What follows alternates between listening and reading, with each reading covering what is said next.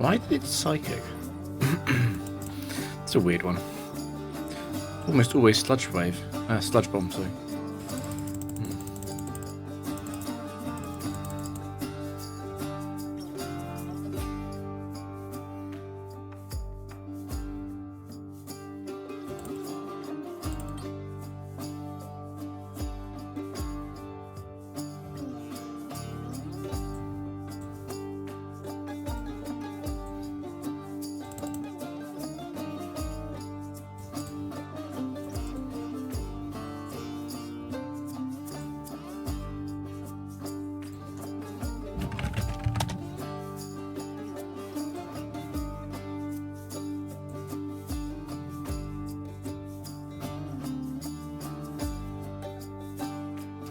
Don't want to attack early because of a flame body.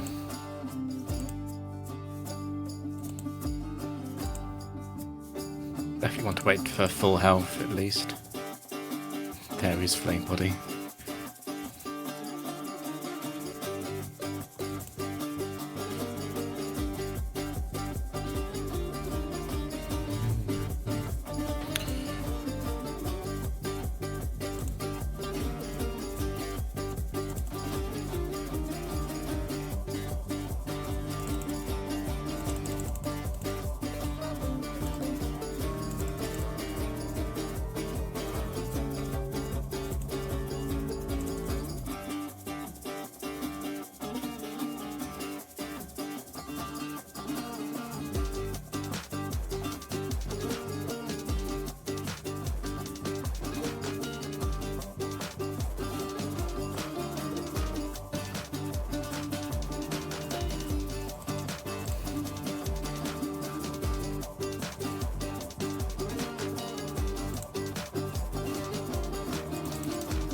It's funny how Metagross 4 is so scary and the others are completely free.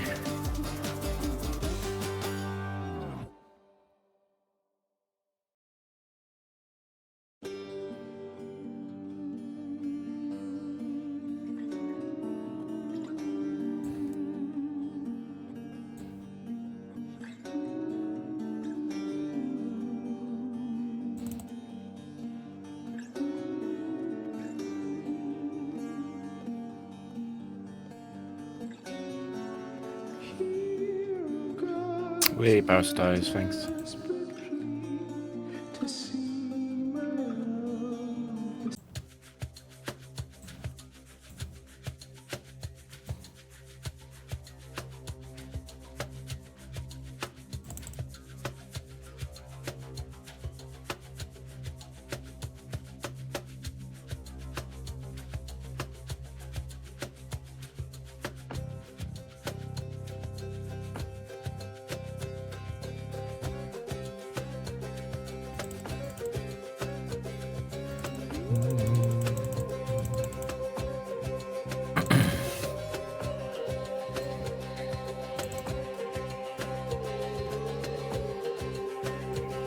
I don't think so. But it sounds like he knows about the server, given what he posts on the main thread. But I don't know. I have no idea what his username is. You probably have to message him on the forums.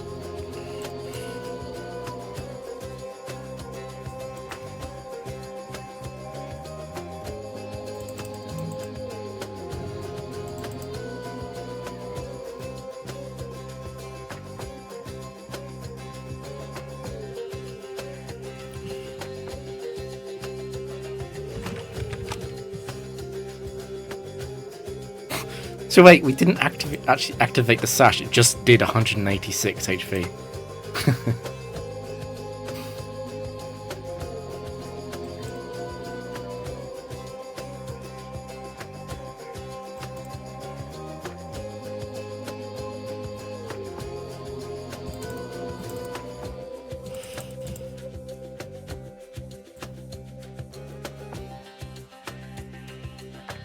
Oh, that double crit, not great.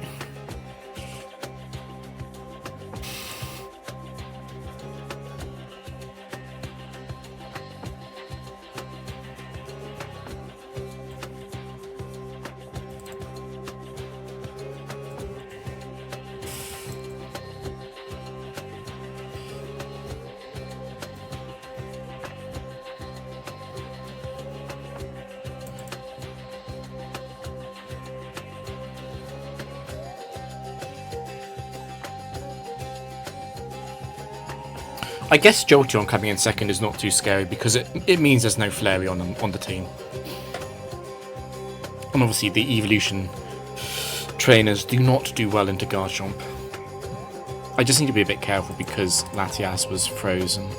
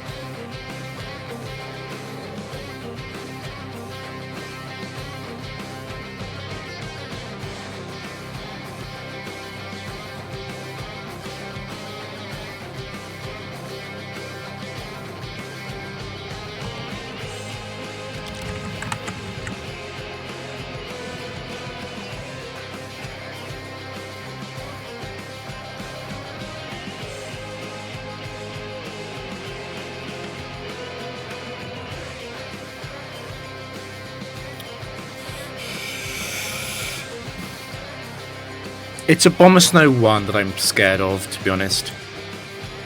That is Abomasnow 1.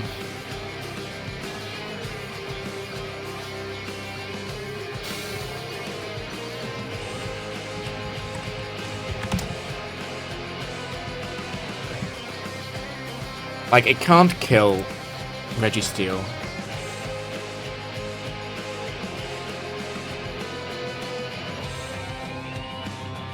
We'll see. The freeze would be bad. This is because it turns off the... We've got a double crit. Okay, that is quite bad, actually.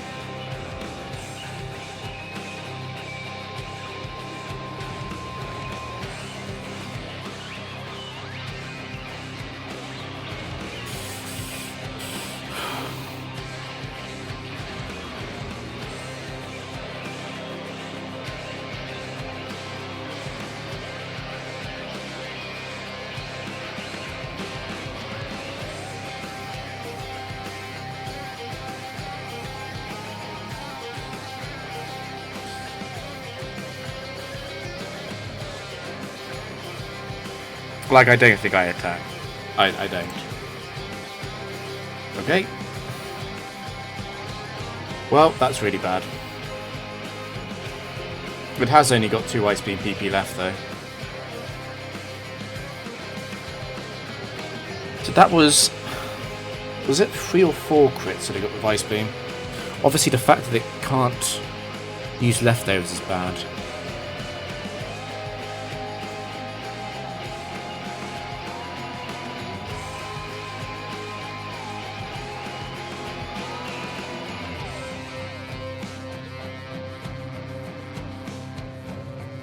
I don't think Struggle can two-shot the Garchomp sub.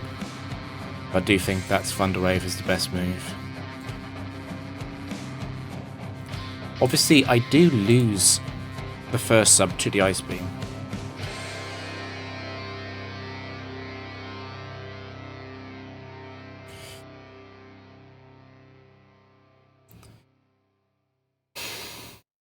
I could just Outrage. What's the worst thing that could come out second, apart from Glaceon 4? I suppose it's Walrein 3 and Dewgong 3.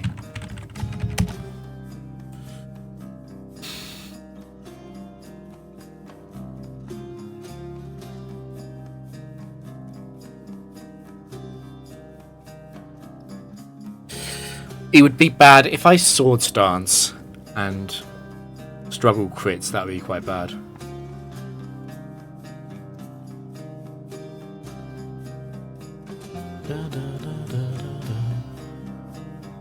it would be crit struggle. There is a small risk at not going with +4.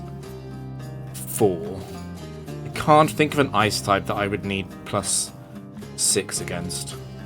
It would be specifically +4. I also, the thing about Source Dance is it's not just the struggle crits, it's also I lose another turn to hail. So if I imagine that I miss something with Snow Cloak, Garchomp is a step closer to death.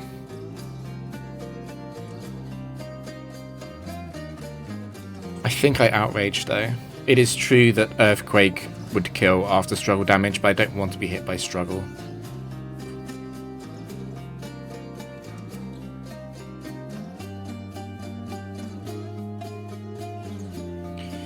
Holy shit. That was bad.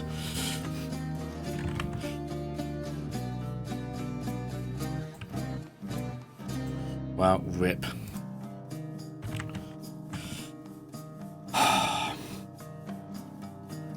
That was pretty unlucky.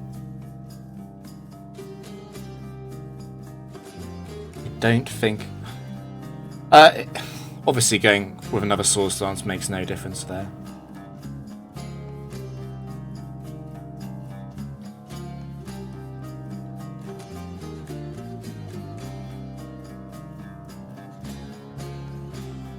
Oh, fuck. Start again.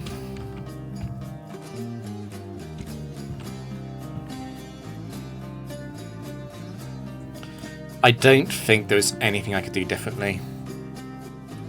Like Registeel I couldn't sub because I'd be dead to hail.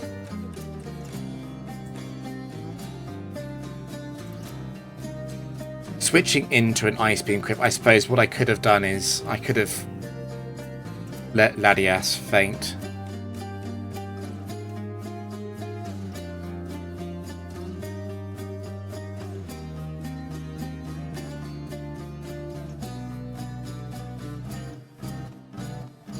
That doesn't help. Yeah, I got 3 crits, I think. Did it get 4? 3 crits in 7 turns. Yeah, 3 crits in 7 turns.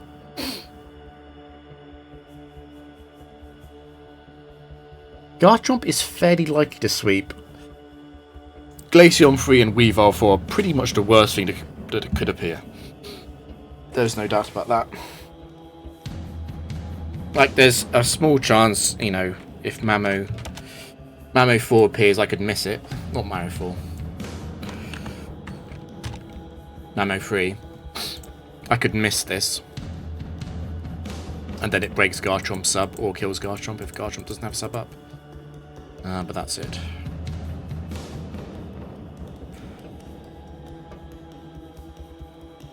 Right, time to run into Shedinja.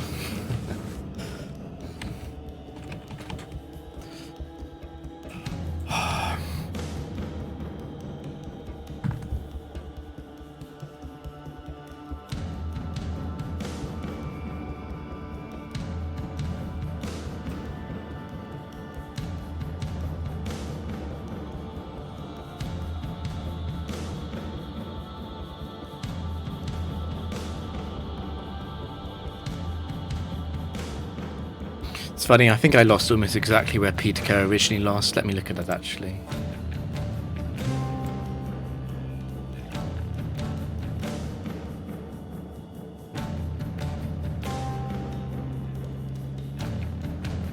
Oh no, Peterco lost at 696 the first time. Okay.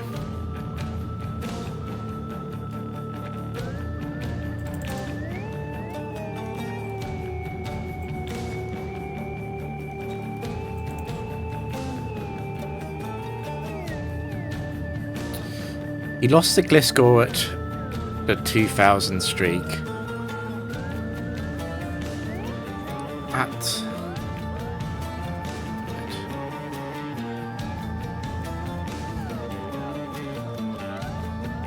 696, he lost to Absol getting a load of critical hits.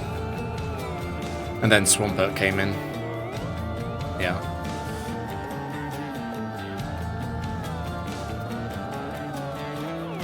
It is a problem. Like, if Registeel gets crit a lot, it is a problem.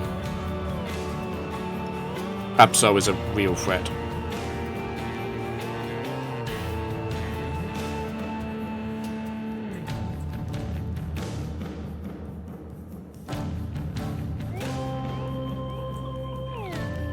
Wait, was I cured? Did I cure both?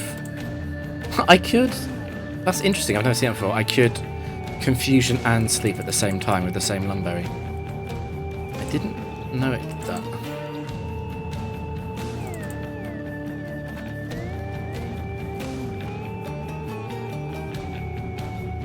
That was weird.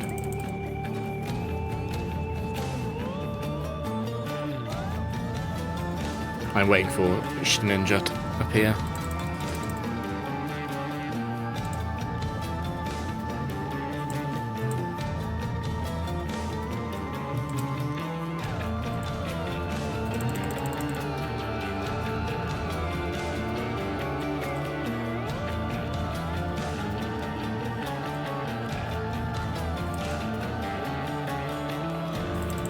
Shedinja can only appear before Battle 14.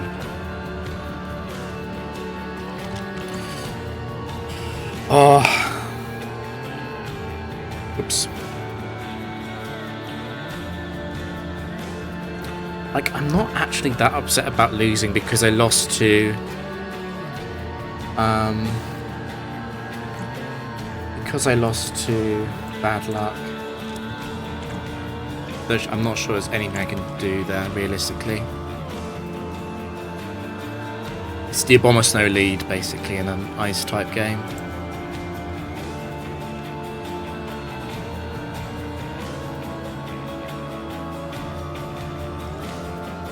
I guess against Abomasnow 1, maybe I meant... Just thinking, maybe I meant to trick T-Wave and let Latias faint.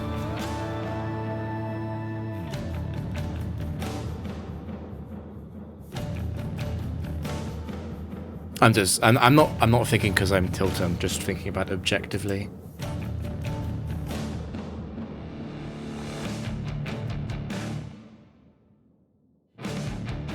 Because obviously I have the, with the speed advantage, avoiding freeze is trivial. I think I meant to do that. It might have been misplayed. There is quite a few Pokemon I'd want to keep Latias alive for, but it's probably more important to try and beat Abomasnow.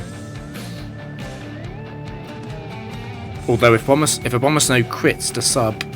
The thing is, if Abomasnow crits sub, the sub will break. You know, if it does that 3 times, I can't sub again. Registeel is too low. I would then... Actually, I would just lose to Weavile and Glaceon. So I think I still would have lost.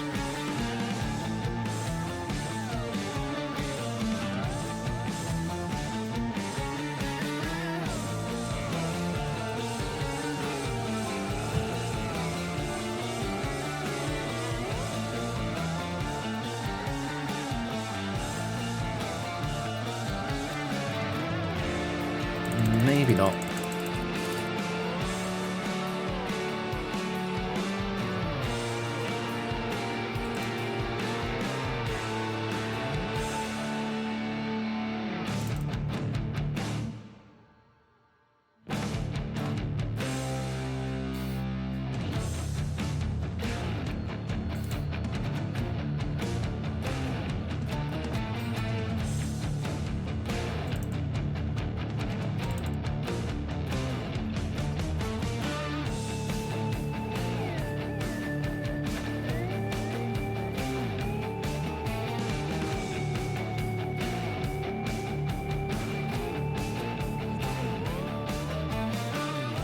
I like how I called it though. I called it being Abomasnow 1.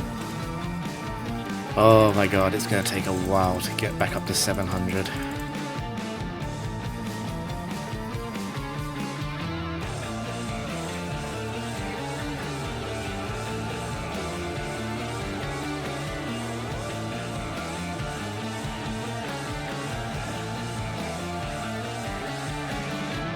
Okay, we didn't run into Shedinja, which is amazing.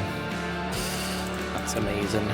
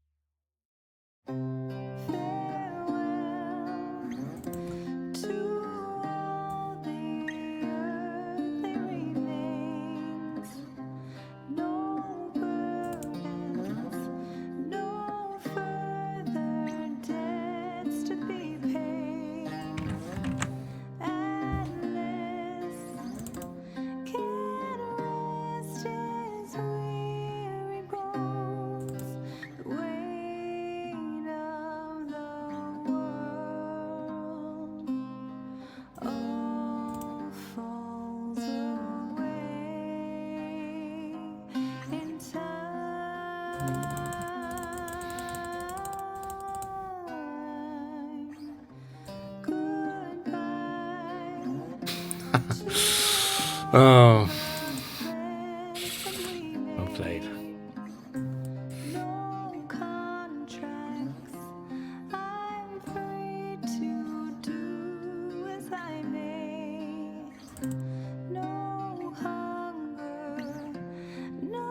Nice crit.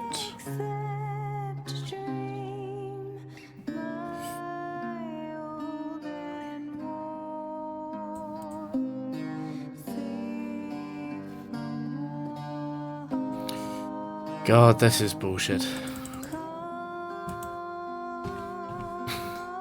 Can't believe Dragonite crit Suicune after Garchomp got crit as well.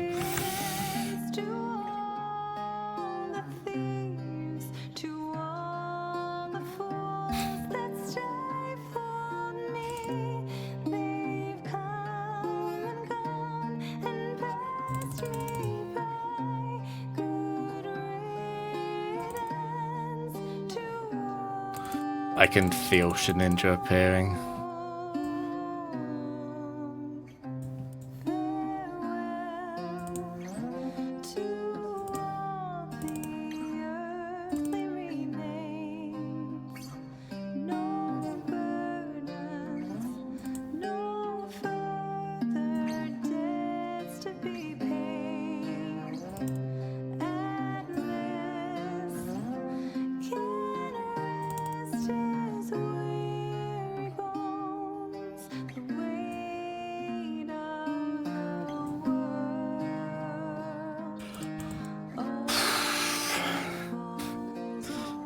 That Palmer fight was absolutely ridiculous.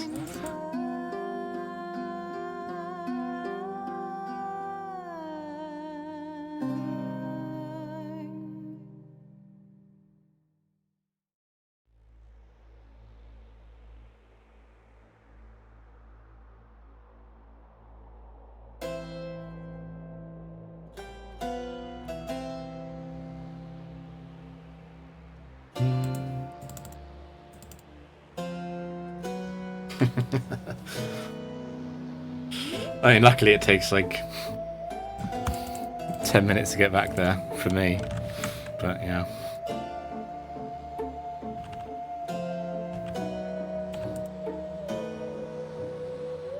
There is a reason why Trick Scarf is a lot more consistent for the main tower.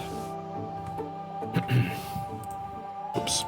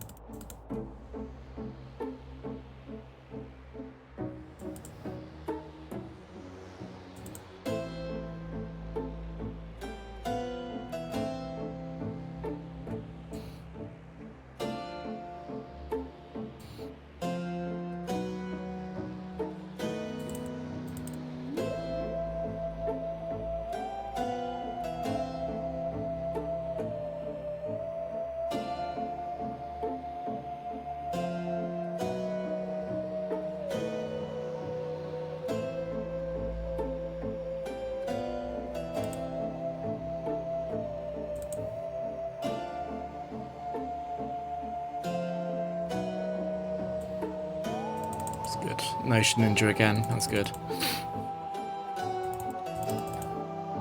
I think the funniest thing that could happen to a kid actually is running into Ninja in the first 13 battles.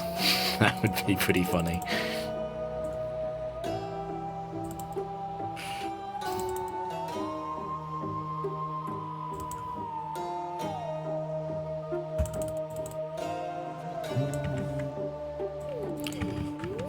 Well, we're only 700 matches behind where we started to stream.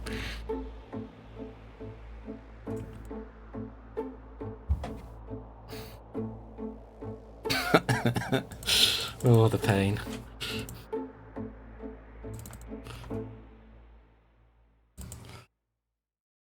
I don't think the goal isn't even the world record, but I would like a 4-digit streak at least.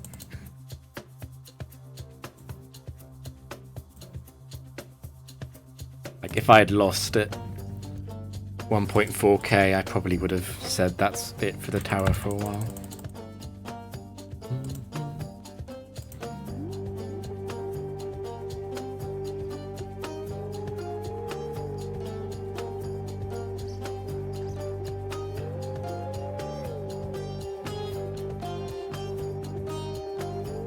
I love how slowly Chansey's HP bar moves, even at 6 times or 12 times speed or whatever this is.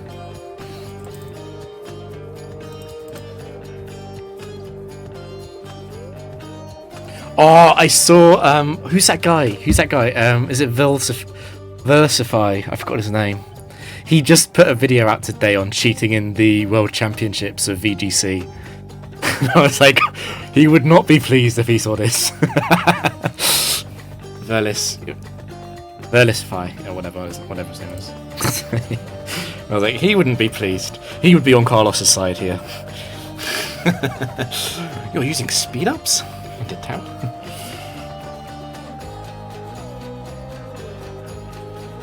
Okay, I'm gonna respect the ice beam. Oh. He wouldn't be pleased about this.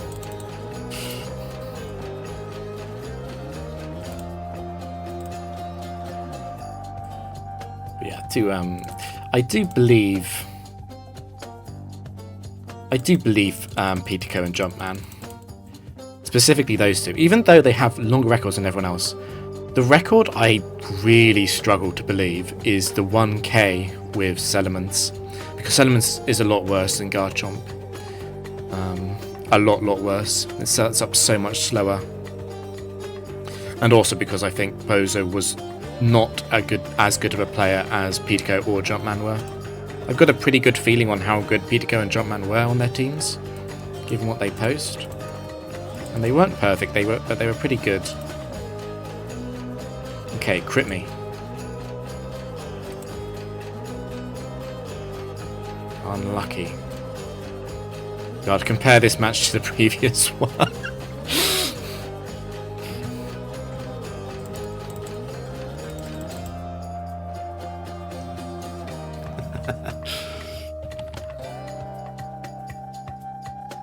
It's still dumb AI though. I mean, I am totally on the side of allowing cheating for VGC. I think it's ridiculous. The one thing I will say is that in Gen 9 it's pretty easy to get perfect Pokemon. But I still think, who cares? Like, seriously, who cares? I think if you take the piss, you have like a full team of cheated shinies. That's one thing, but if it's like... I really don't think anyone cares. Cheated EV spreads, definitely wrong. Cheated moves and abilities, obviously wrong too, but people don't do that.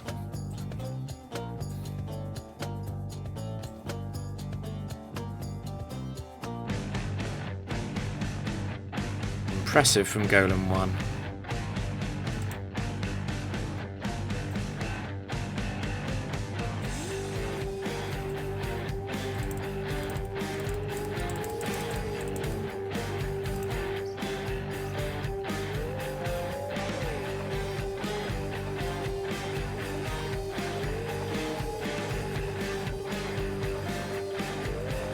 I mean, if I was going to play in a major tournament, I would not go in with cheated Pokemon.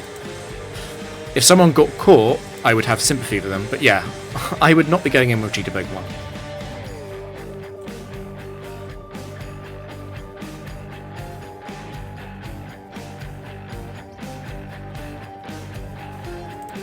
Because the amount of time spent preparing is probably longer than the amount of time it would take to make a team.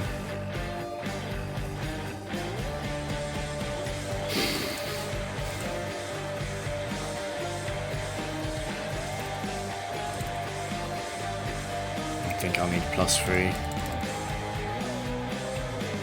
to get the clean 2-shot.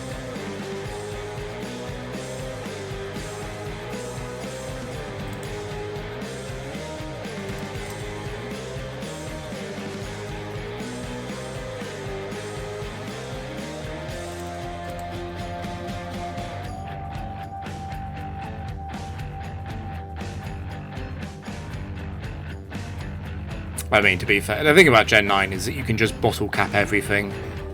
Like, you can, even if you don't have, even if you can have the wrong nature, the wrong IVs, everything. The only thing you can't fix is a speed IV of 0, which is important on Trick Room teams. You do have to do resetting for certain Pokemon for Trick Room, and that does seem really stupid to me. Some AI, by the way, randomly choosing the best moves. Wait, this is round 2, right? So this is round 4. Why is everything playing so optimally?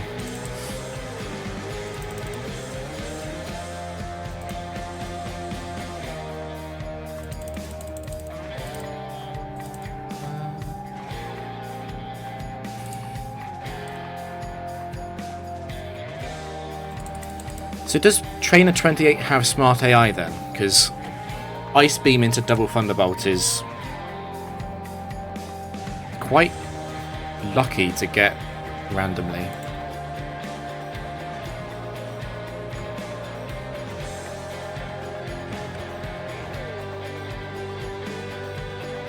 True, true.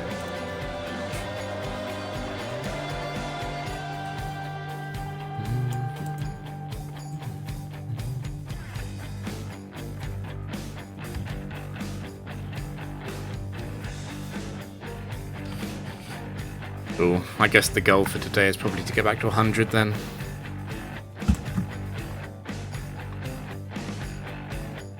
Slaking 1 from Ace Trainers, I think. Nice miss.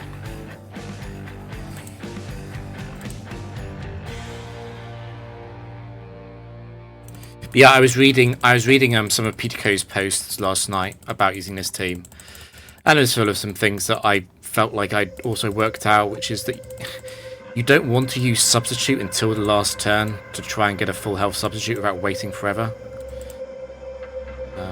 It's little things like that that people post which make me think, okay, well, Pitaco definitely did play a lot of games. It would be interesting to know. Well, I feel like Pitaco did make some mistakes. It'd be interesting to know what Pitaco would have thought about Abomasnow 1. I don't think he ever mentioned it.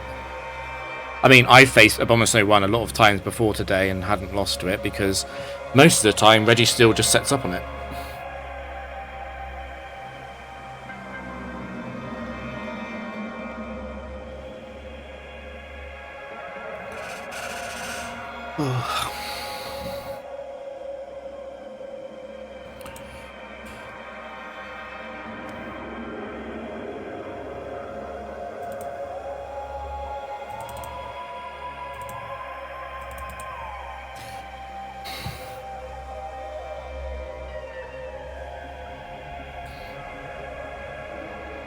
That crit, okay.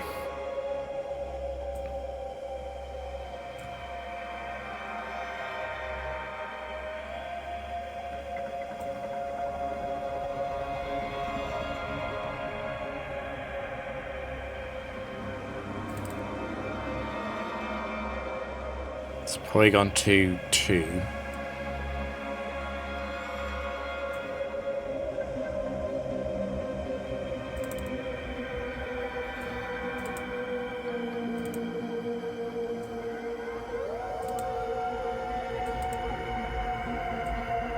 It did trace levitate, that's fine.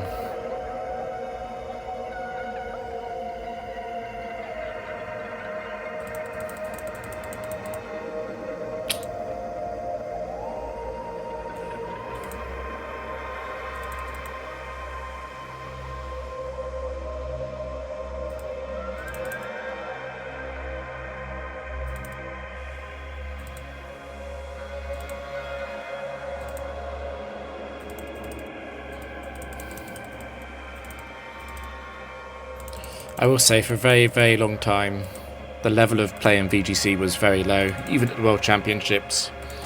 But it's quite a lot higher now, I think because there's more money involved and more people know about it. Wow, that didn't break. That must be an IV thing. I suppose it is 12 IV. It's crazy that that didn't break as well.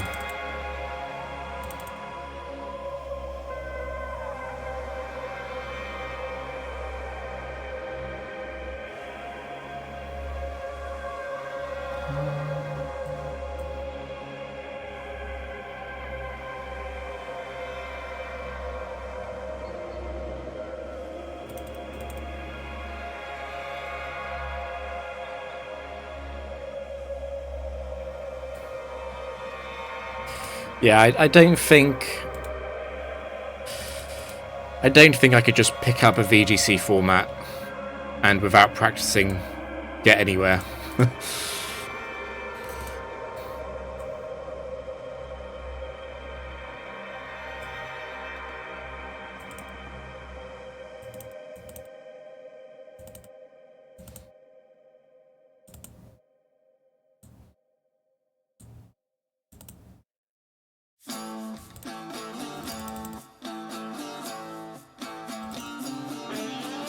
The one thing I did pick up from Peter Coe's post was it sounds like he set up Garchomp a lot more than I do.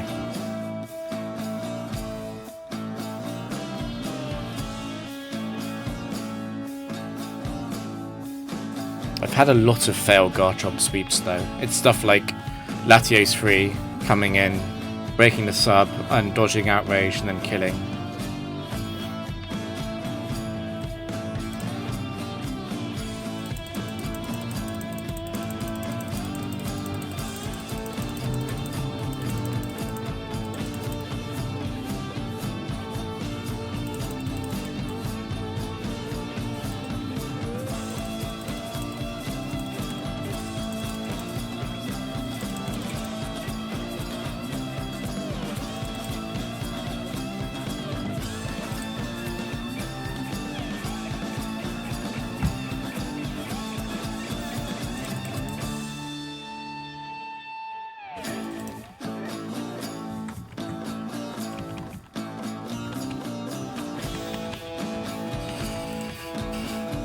What's different about this tower streak compared to everything else I've done so far is every other streak I've been chasing, I feel like my team is better. I don't feel like this team is much better than the record holders team.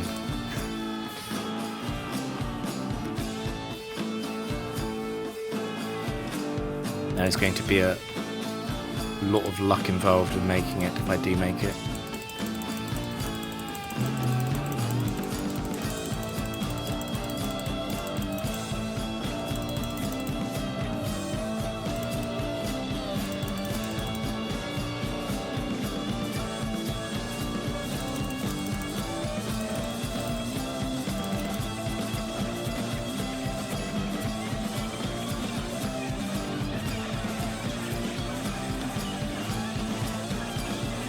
I just think I could so easily lose at like 2.1k.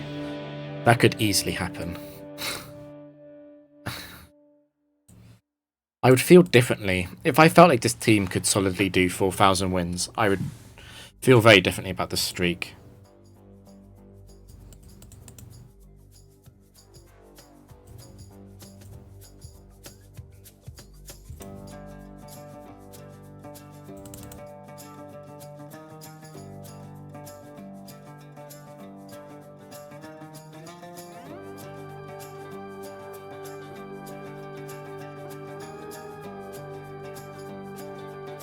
Do you want to know some really deep lore? So back when Diamond and Pearl released, there was an online battle tower where users would submit teams and you'd match up against someone else's team in the same rank as you and you face them. The problem is it was absolutely full of cheaters.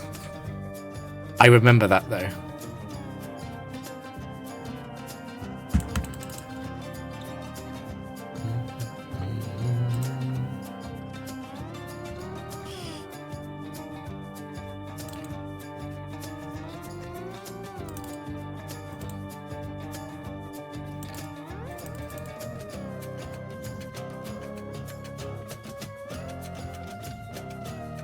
It's a shame that they never thought about doing that again.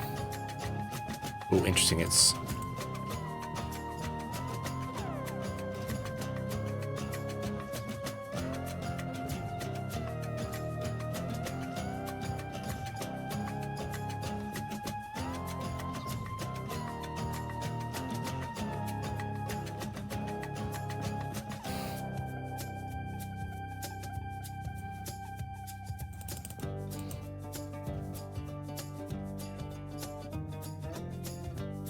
Yeah, unfortunately it was mega broken. It was a good idea, but it was very broken.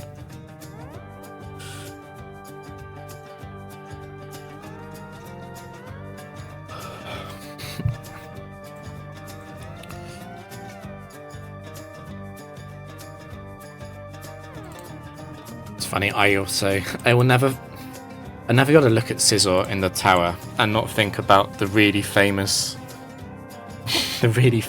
cheated record with X Scizor, spelt like this.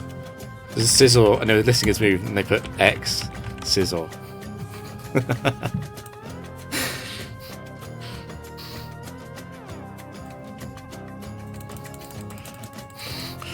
Like, I will never forget that.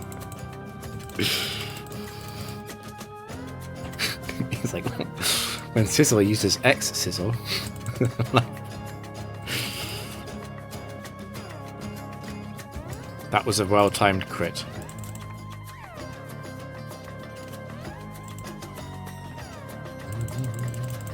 But yeah, after Peterco got 2.3k and Jumpmon beat it, Peterco started to try and do a few more streaks and he never really got past 300, I think.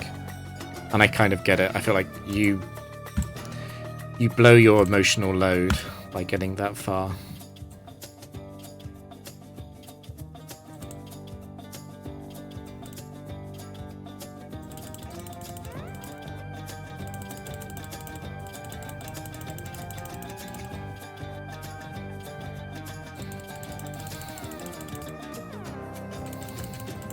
Did the Japanese have emulators? Not emulators, battle simulators back then?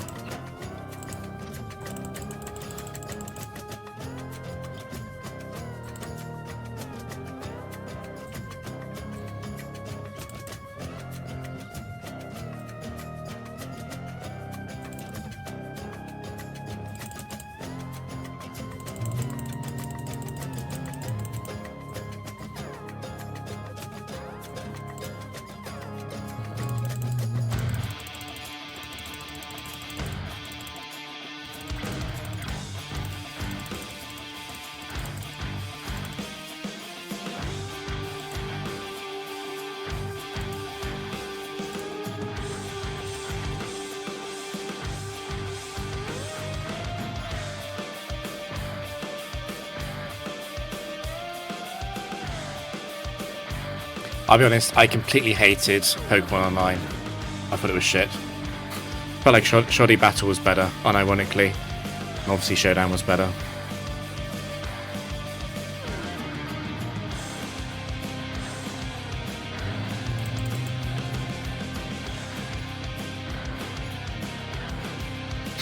But I'm not running X's, I'm running... Even if I go back to running a bug move, it will be Bug Bite.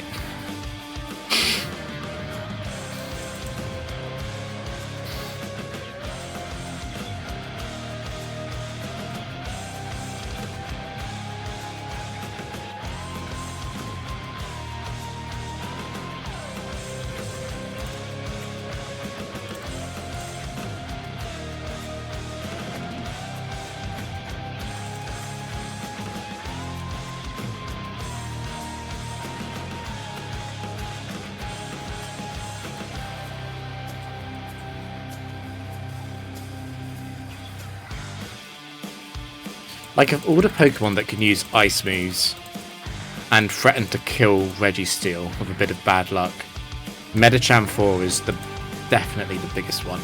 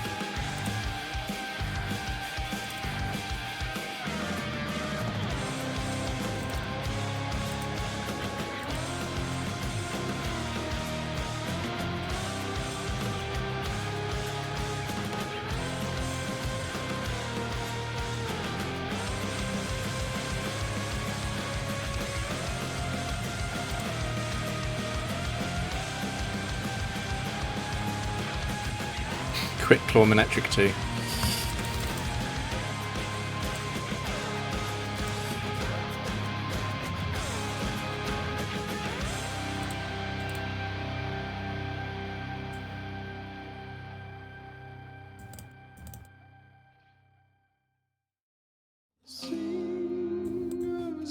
I think being creative for creative's sake is something that it's a trap that better players seem to fall into more. I really think it's often nonsense.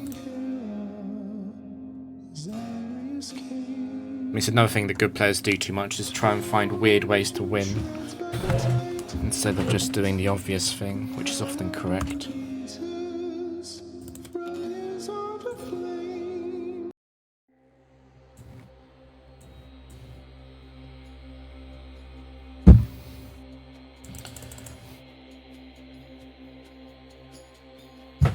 Like, my next castle singles team is not going to win any kind of awards for creativity, I'll put it that way.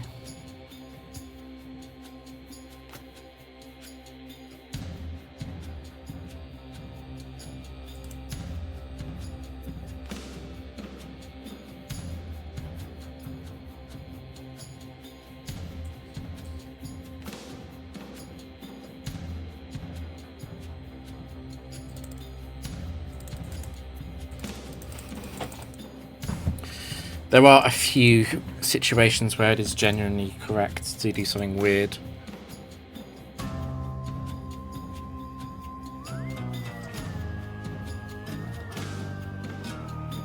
Is there a reason? The new team is better, and I'm so bored of the old team I don't think I'll play it properly anymore.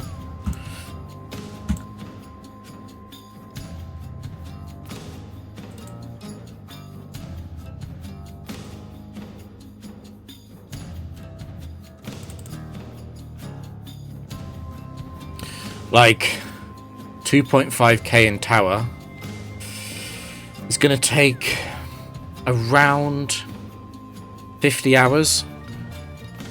1k in castle took 100 hours. That's how much slower the castle is.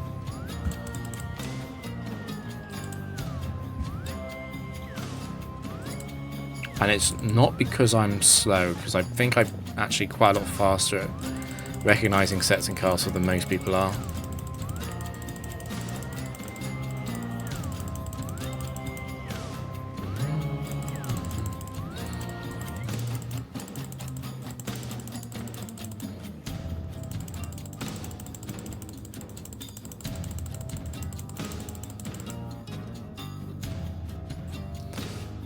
It's going to be close to breaking the sub. I just can't be bothered.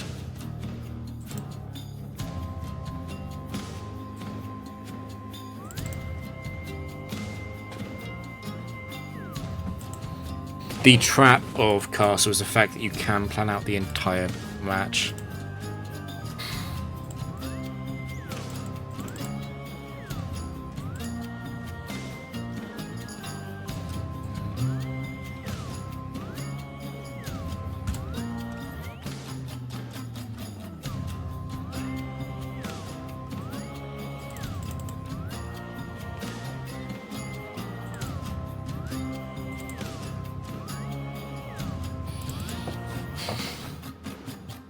I mean, the biggest analysis is definitely castle doubles. Jesus, that takes a while.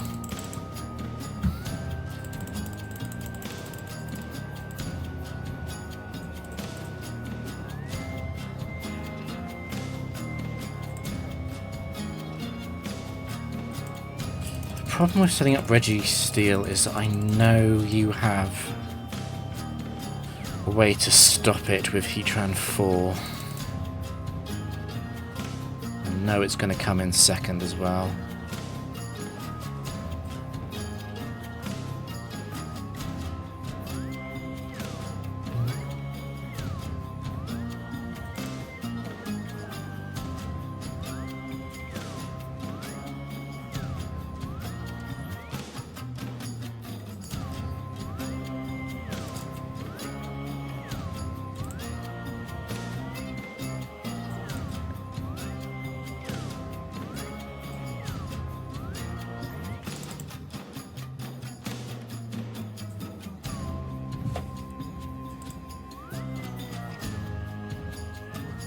Yeah, I should probably stop being so impatient over castle doubles because I know my team is a lot better than the claimed world record.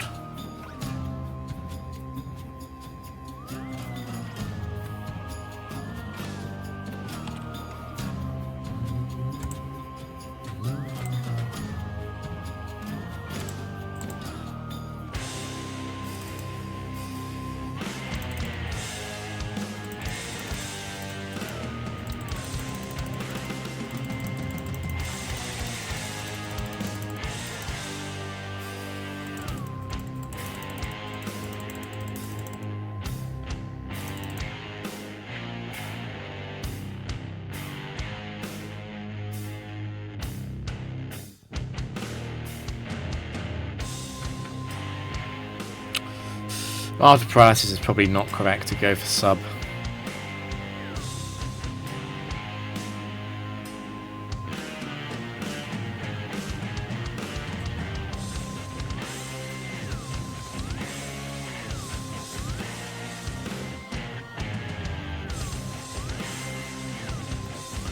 I enjoy it. It's just, I think it's part of.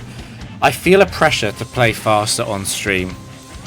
I unironically think off stream I would easily have gone like 700 and 0 in castle doubles because I would never feel rushed.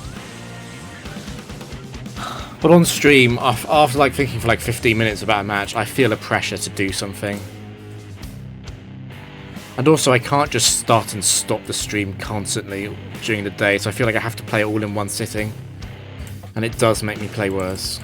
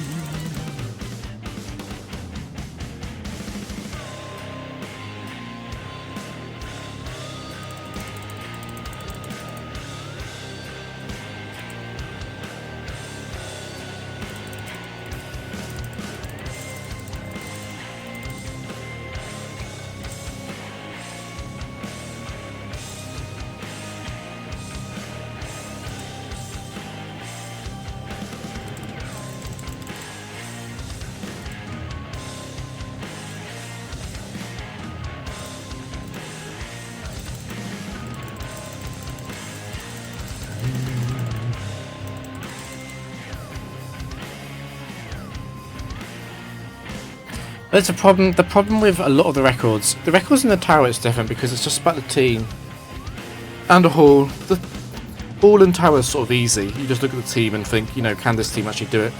Problem with the castle, there is so much. I think it's difficult to describe.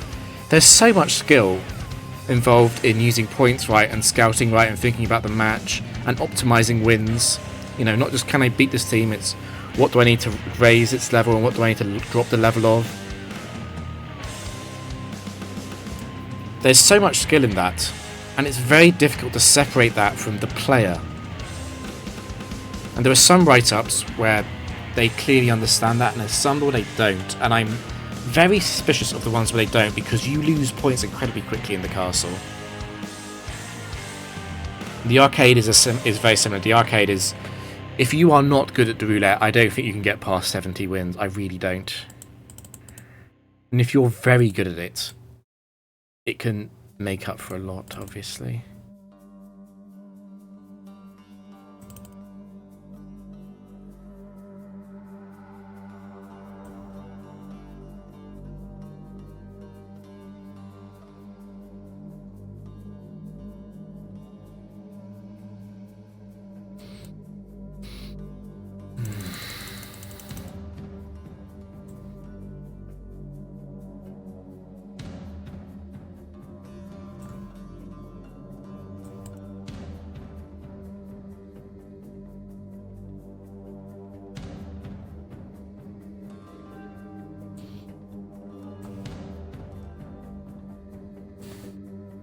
I don't think the sub will break, but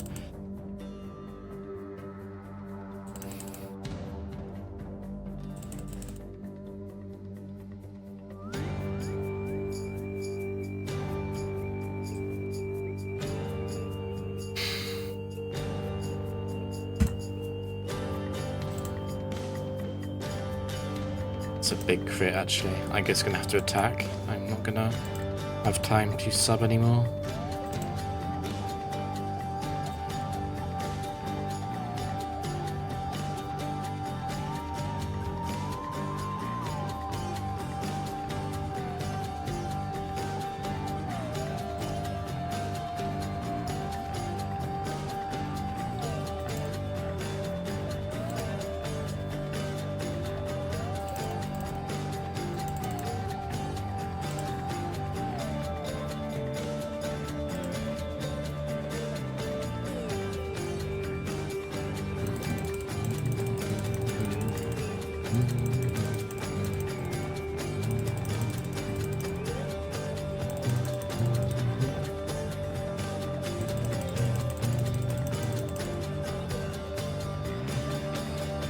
Must be close to breaking it.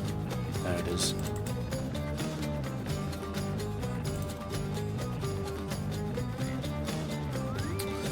I know what's going to happen when I hit Iron Head.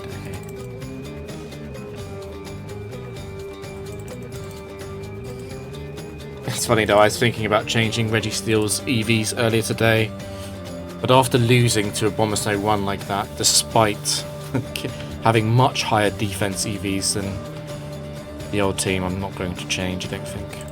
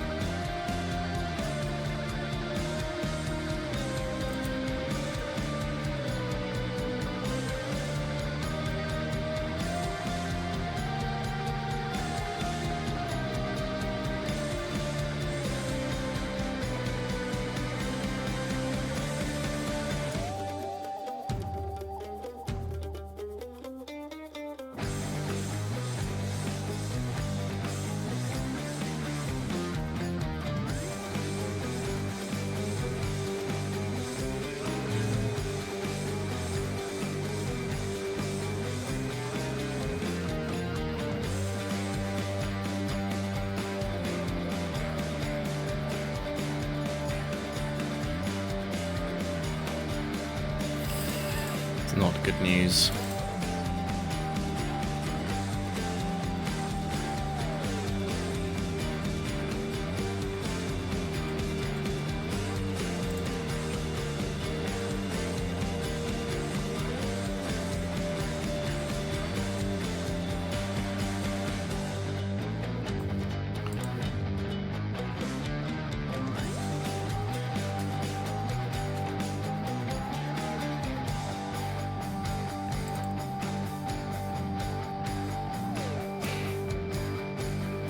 Ride on free.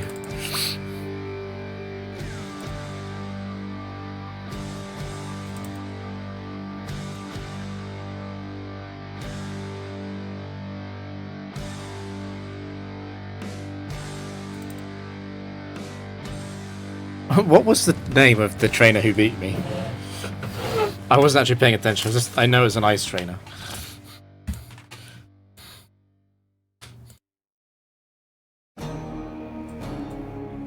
It was at Opal.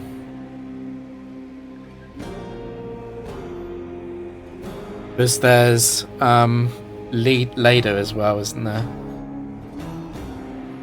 I didn't even notice it was a boy or girl though.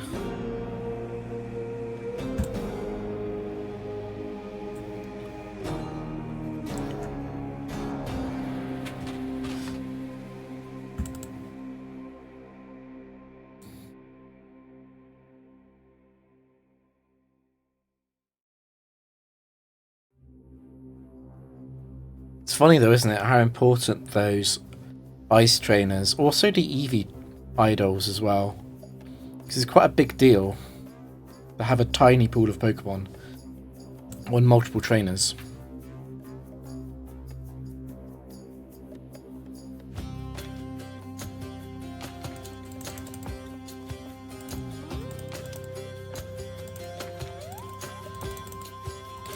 I should really do some analysis on the chance of each set appearing after 49. It's not very difficult to do, I know how to do it. It would be interesting to see what it's like for Gen 4 though. Oh, it's Lou. Oh, it's Opal, okay. What do you think the most common set is after 49? Because I haven't done it either yet. Obviously, I haven't done the calculation. I think it's got to be a set 4. What if it is Glaceon 4?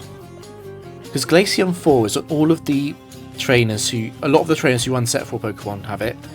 It's on the Evolutions, and it's on the Snow trainers.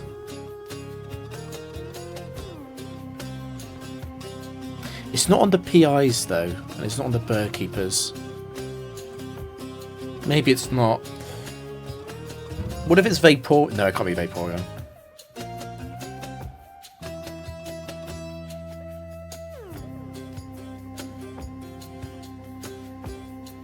Shit. It's X. Metaphor as well.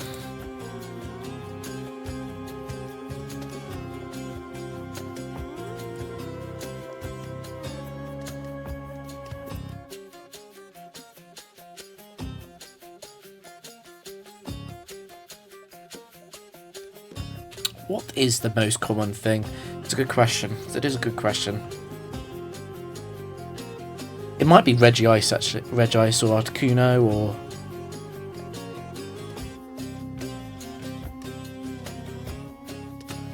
Gyarados is on the... But there's a lot of water types, so it probably doesn't help Gyarados very much. It's on Sailors and on Bird Keepers and on Fishermen.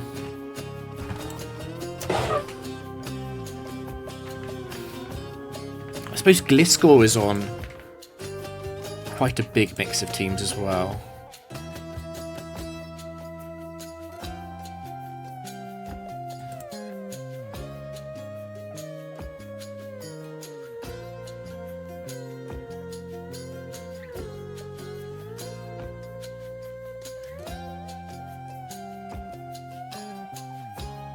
I'm really not sure what the most common thing would be.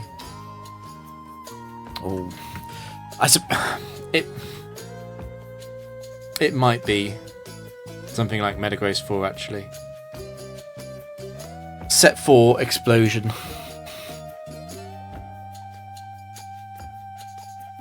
There are a lot of Set 4 trainers in Gen 4. Like I think there are 20. I think a quarter of 49 plus is Set 4 trainers in Gen 4.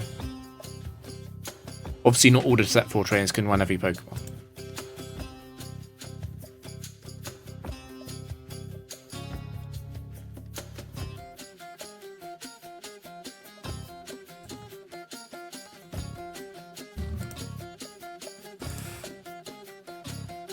It's the Impish one, that's fine.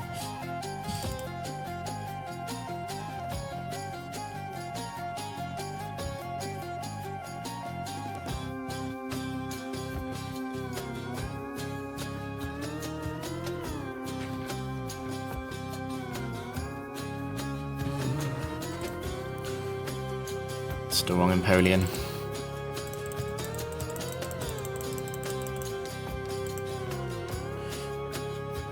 Yeah, my guess it's probably a Set 4 Pokemon with Explosion, because that puts it on the PI teams, and then it would be a typing that is also on the other teams.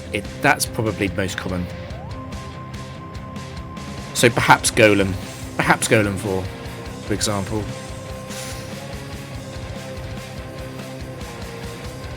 Because it has ground. It's on the ground. It's also on the rock teams.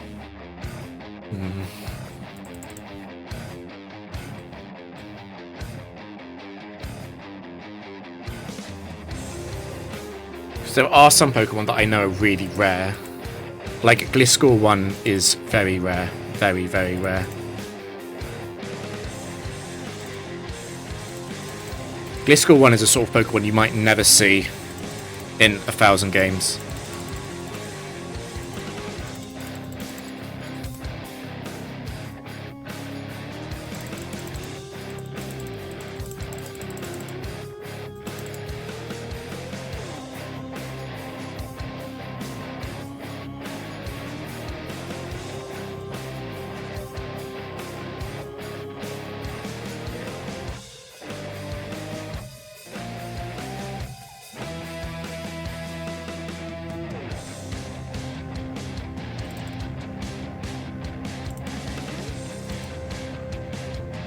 Leafjord 2, and I missed twice.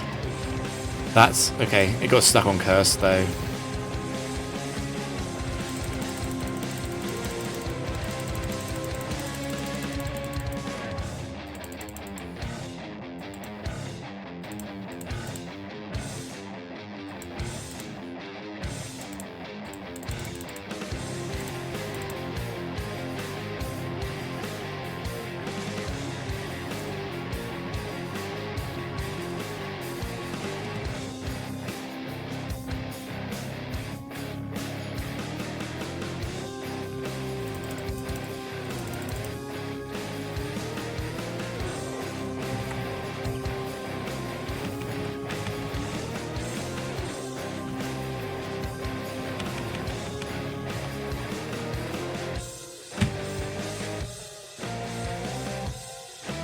Do you know how many more set free trainers there are than set 4 in Subway?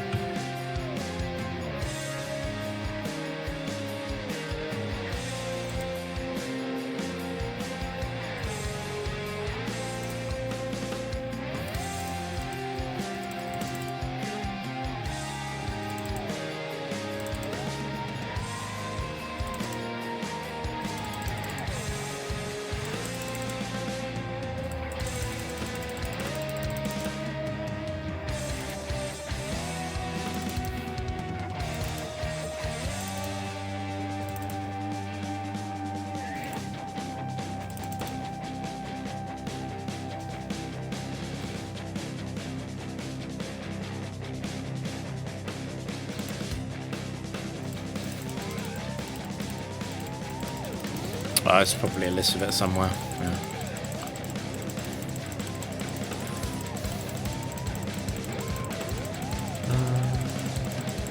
It's the last Pokemon Magnezone, so it's probably not going to actually blow up.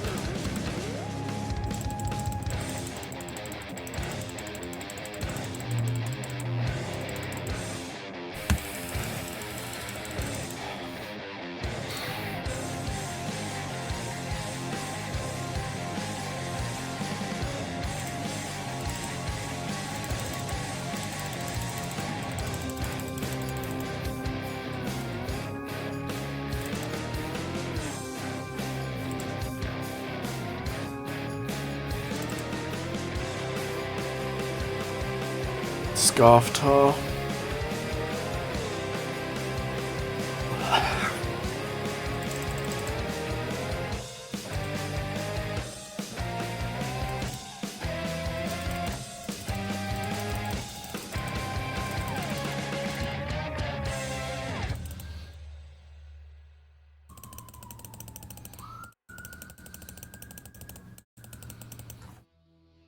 It's at the end of the play. No, it's not.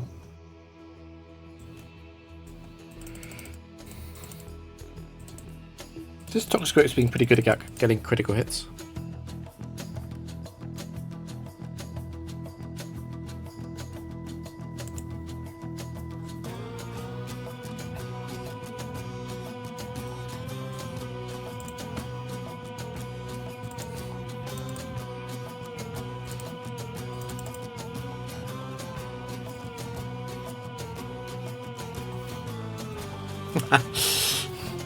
I was wondering if the mic picked that up.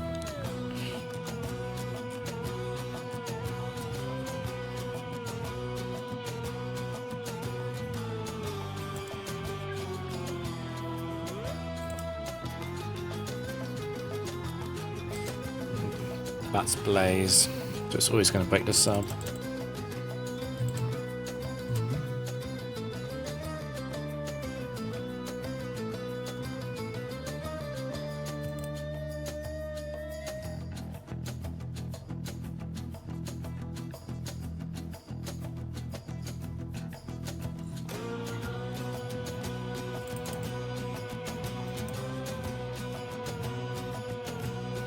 Oops.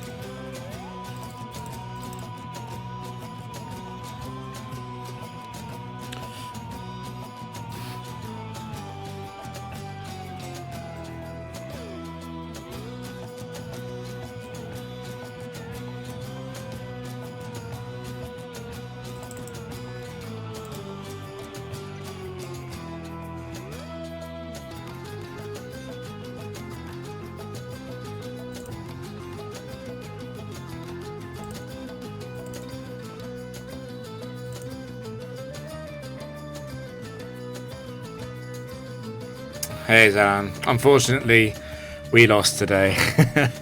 We're back at 70.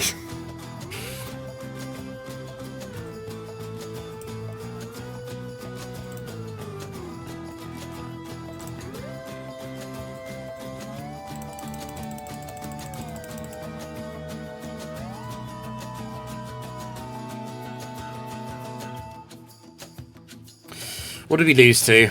Well, Abomasnow 1 got 3 crits on Registeel and killed it. We still got Garchomp set up with Swords Dance behind a sub, but Weavile came in, broke the sub, and then Glaceon 3 came in with Focus Sash and survived Outrage with Focus Sash, and then Garchomp died. But I discussed afterwards, and I think I have come to the conclusion that if we run into Abomasnow again next time, I think we have to Thunder Wave, out of respect for the ability of Abomasnow 1 to get 3 crits in 7 turns, which is what it did. 3 crits in 7 turns sounds unlikely, but, you know, we're playing 2,000 games. I should probably be preparing for something like that to happen.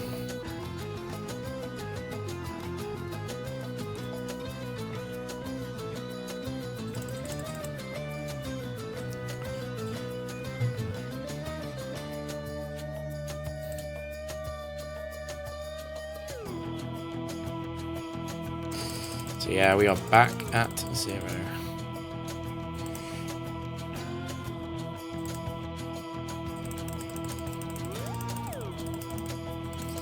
Not a very painful loss, I must say. I mean this unironically, it was only 700 wins.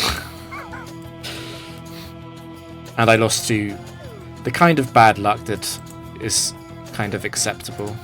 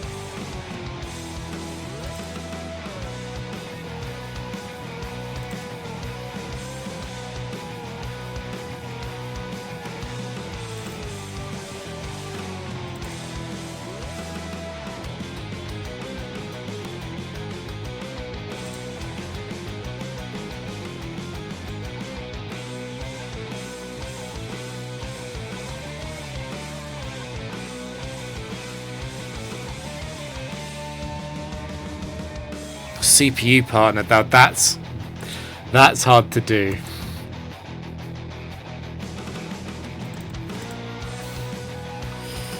Those are infamously difficult streaks to handle.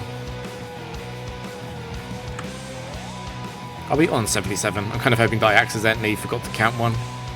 Well, unfortunate.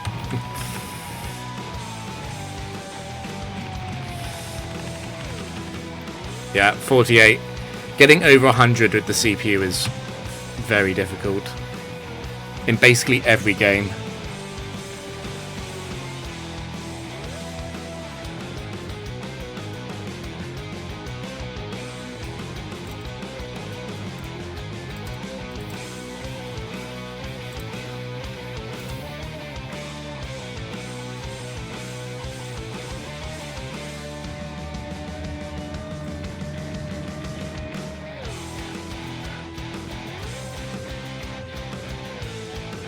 Uh, 49 is the... I see.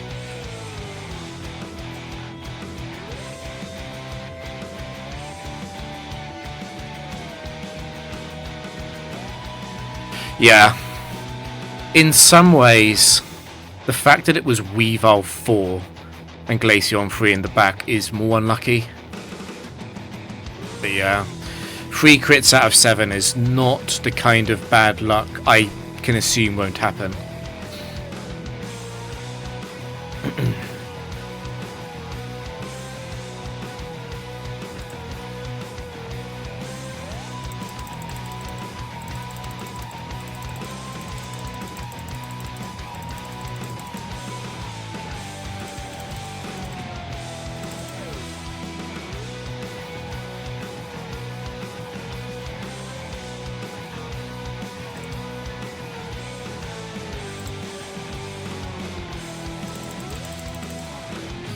Yeah, I was thinking about dropping the EVs. Like I said, I don't think I'm dropping defense EVs after today.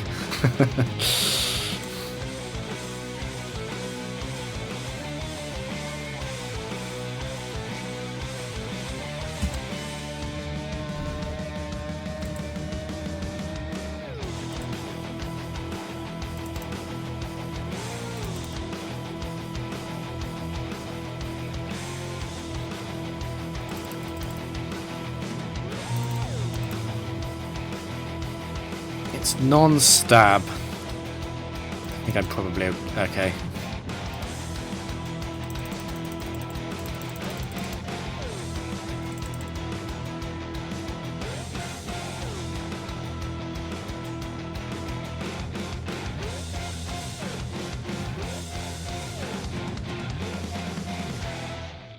Yes, I think probably about half the Pokédex can't get it, is my guess.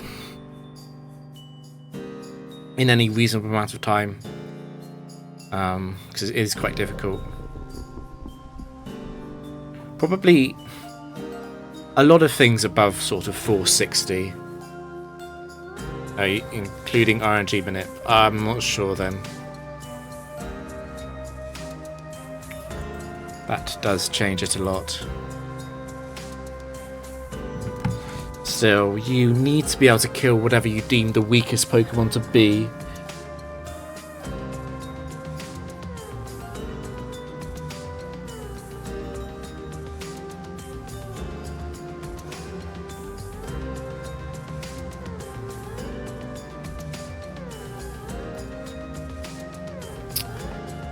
What's S and Q, sorry? Oh, save and quit. Oh, sorry, yeah. To reset DC, I see. I'm not an expert on RNG manipulation. I don't... It's very different to what I do. I do not think it's a lot of fun. I think it's fun to sort of come up with funny manipulations. I just, you know... You could RNG manip anything in theory and it would be easy. Finding the manip sounds interesting. I'm not that interested really.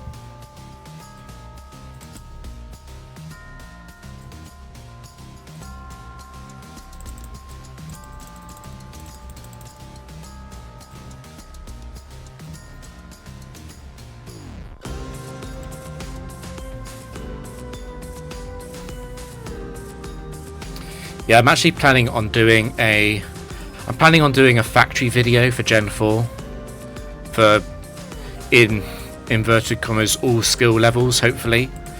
And the first thing I'm going to say is that if you really just want gold, you should use RNG manipulation, because it's not even easy. If you manip it, you still got to do the manip right, and the battles aren't trivial, but if you're not willing to do that, it's very difficult, I think.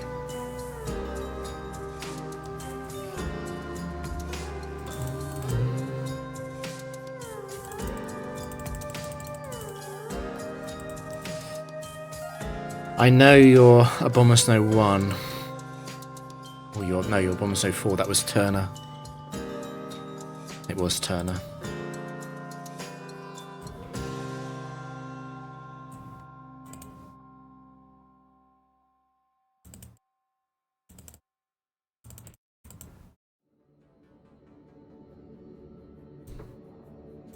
Yeah, I just think learning how to do an RNG manip, at least manipping the draft, I think that's easier than learning how to properly draft. That's a really badly timed crit, actually.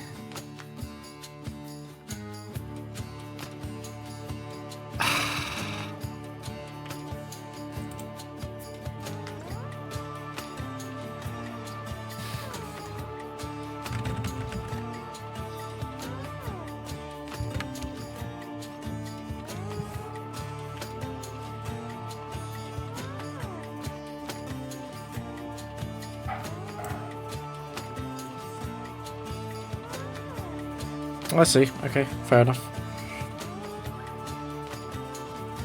I feel like I just Earthquake this.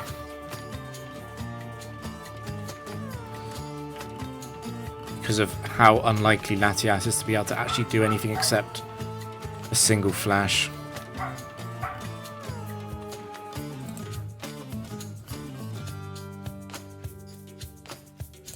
Okay.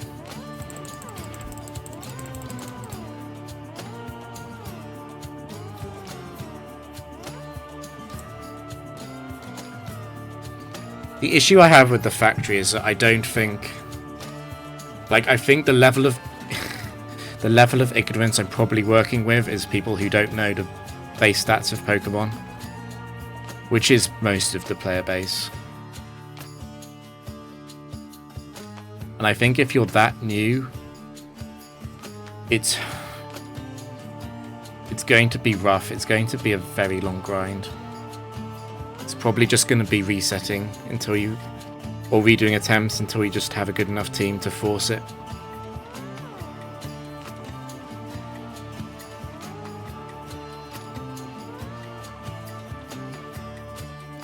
I'm trying to think. I can't remember if I'm a Blissey did it on stream, and I can't remember if he was doing the nip or not. Okay, but it's good that you said that.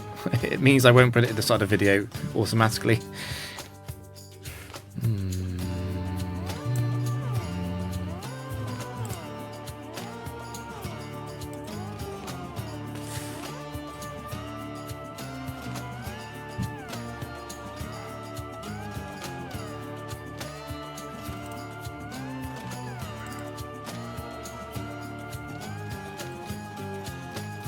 I had a feeling that one might break it.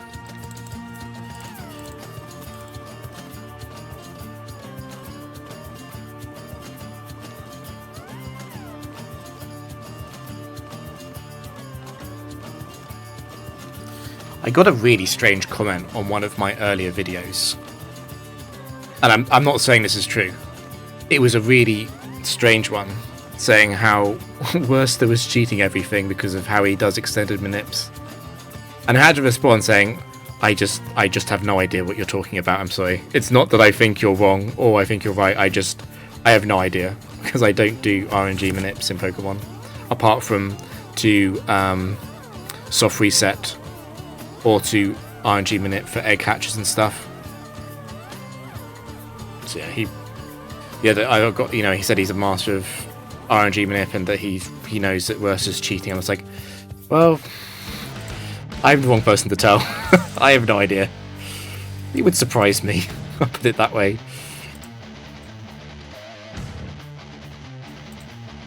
So I think most of what Worcester does... Yeah, as on a castle video, I think most of what Worcester does has been verified by other people. Which is generally the highest form of verification you can get. It's the same as in the Frontier. If, someone gets 100 wins with this team and then someone else also gets 100 wins, that's a good sign that the first person was probably telling the truth. But yeah.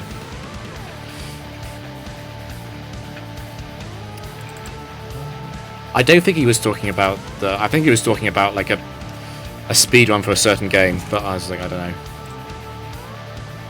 I know the speed run for Gen 1 and Gen 3 a little bit, as in I could do it, but I'm not a master on any of the details. It was really weird though.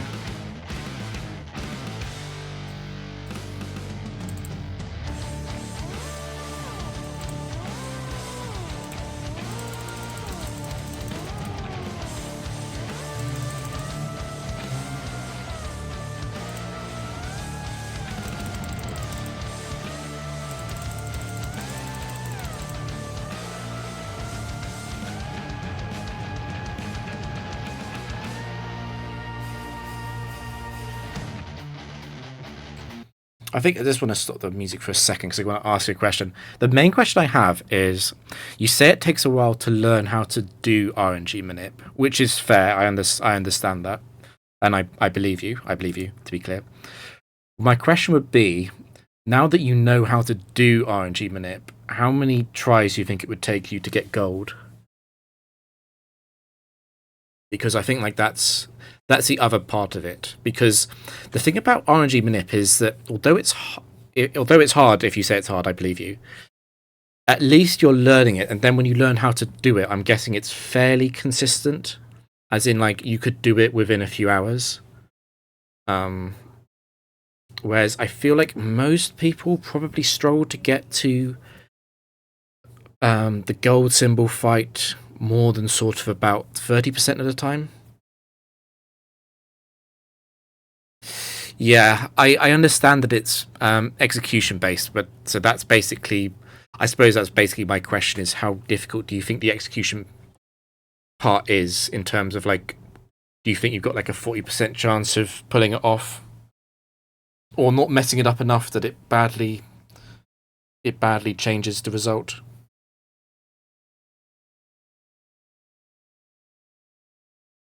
Because I feel like taking someone who doesn't know pretty hard, okay. I'm just thinking, because a lot of people commented in the recent video saying, they basically said, oh, I want to get factory gold. And I'm like, yeah, fair enough. A lot of people want to get factory gold. The problem is it's really hard. And I feel like the normal way to get factory gold is that you spend like 100 hours at least in the factory getting better at the sets and understanding how it works and getting a feeling for how everything goes. And it's going to be boring. It's going to be really frustrating. And the idea of my video is how much can I cut down on that? Like, can I make it like 40 hours instead of 100? Yeah, the NPCs are cool in the RNG, okay. Like, I don't know. I suppose it's a viable... I'll include the RNG thing because it's a viable alternative.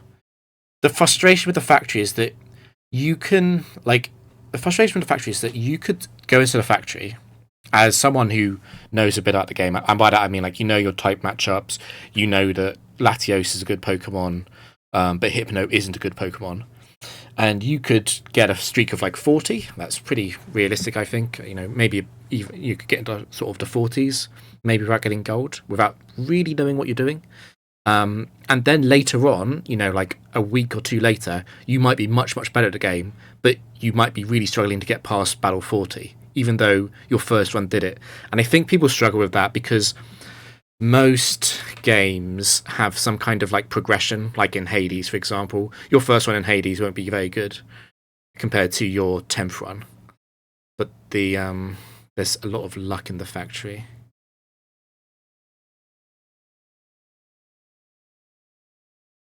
Yeah, I suspect a lot of, you're right, a lot of the casual audience won't want to do manip just based on like the principle of thinking that manip is cheated.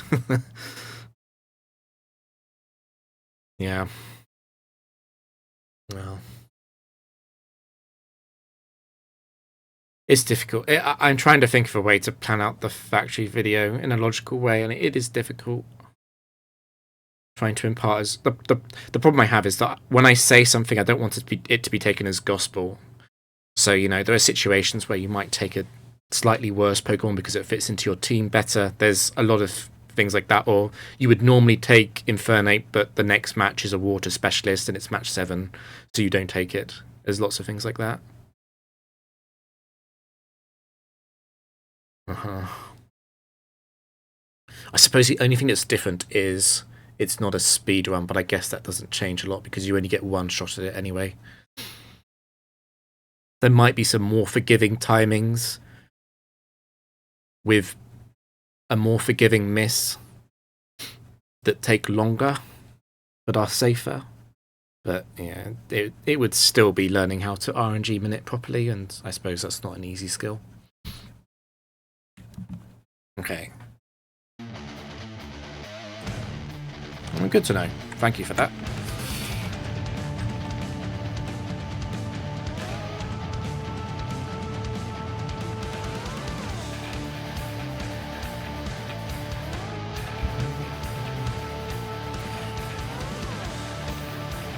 Oh, I want to get back to 100 before the hour. Are we going to rush this?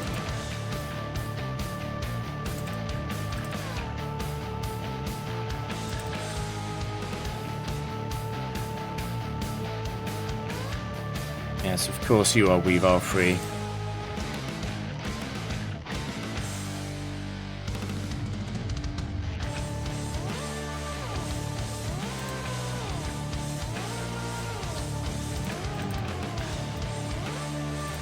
But yeah, I suppose the main thing about the factory, the thing I've said about the factory is that, look, RNG manip or not, in the other facilities, difficulty is about sort of a 2 out of 10 if you have a proper team. Whereas the factory is more like a 10 out of 10.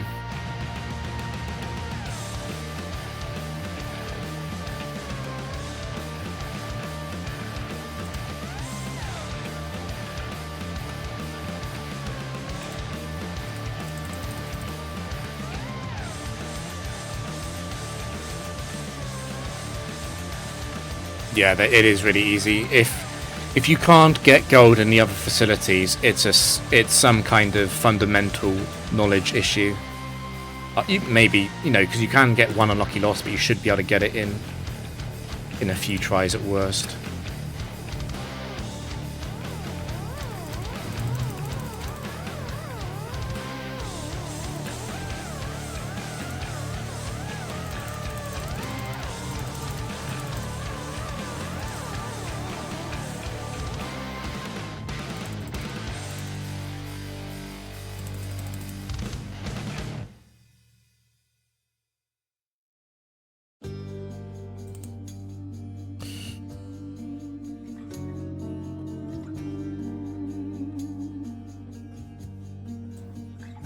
Don't like waiting out because I have to wait out both of the Oko moves.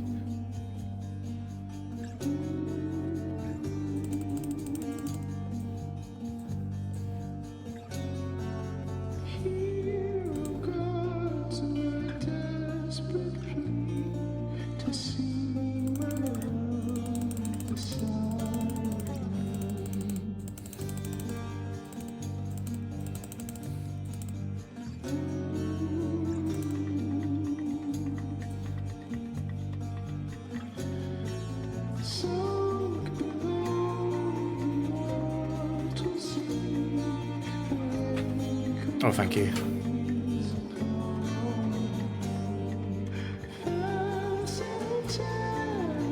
And that's for Des Mume, is it?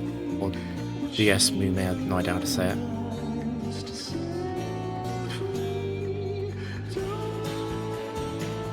Got it. Okay, cool.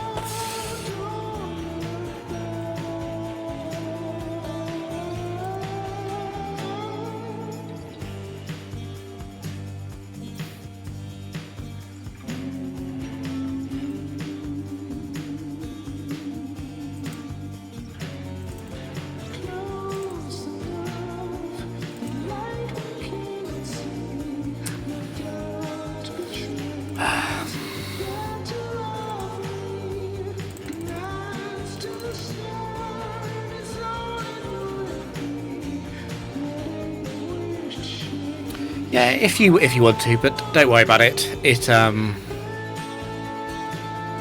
a priority.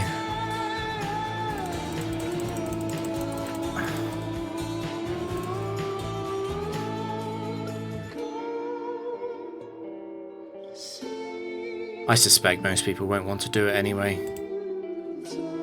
because of the negative reputation that RNG Manip has generally. It did, unfortunately, yeah.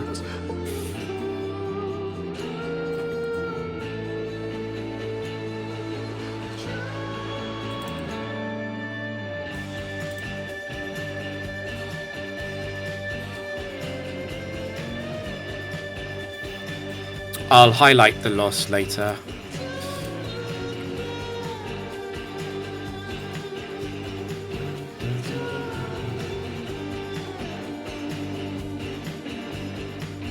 I think it makes sense for a speedrun. You don't want to compromise too much.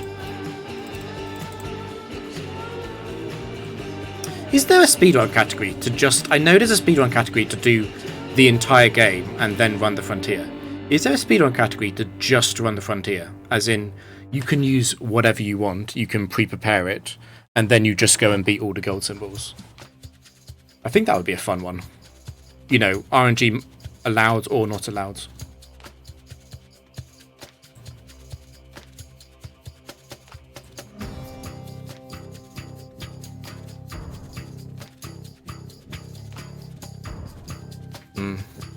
I think the one where you do the game first is very neat, obviously, because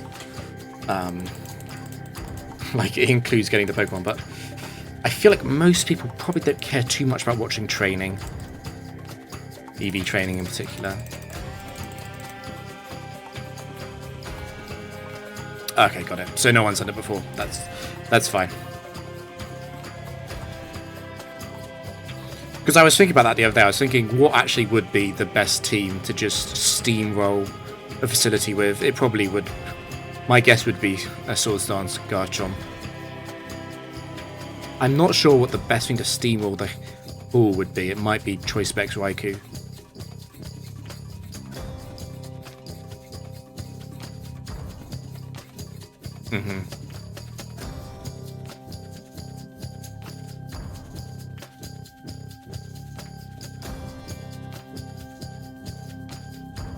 Why the Pokemon give me this? Is that because they use Raikou, Gyarados, Typhlosion in the regular speedrun, I believe? Is it different to that?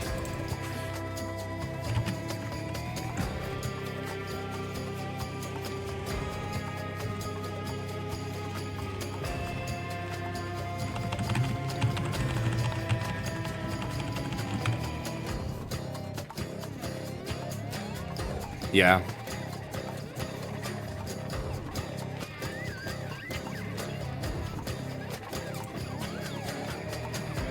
Starmie, Garchomp, Scissor. Okay.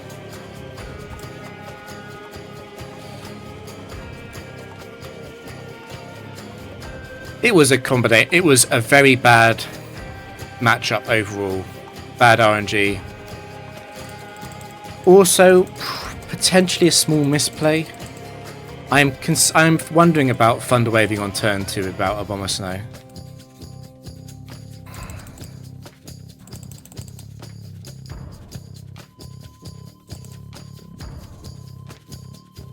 I'm actually quite glad it only happened at 700 and not at like 1,000.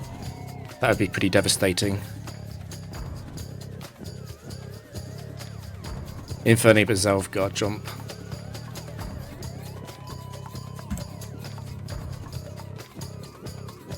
I feel like... Yeah.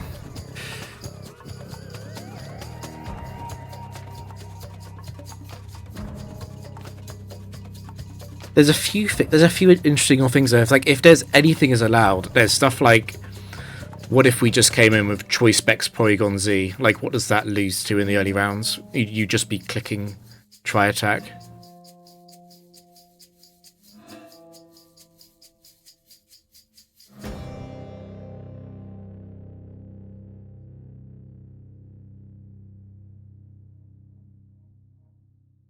That makes sense. I mean, yeah, like we said, the all golds run is not...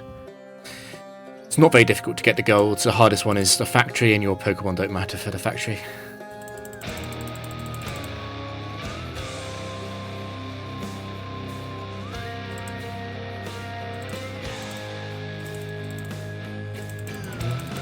But actually, interesting.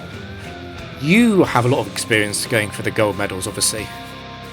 If you gave each facility a difficulty rating out of 10, what would you give them? Because I think I would do this. I think I would do...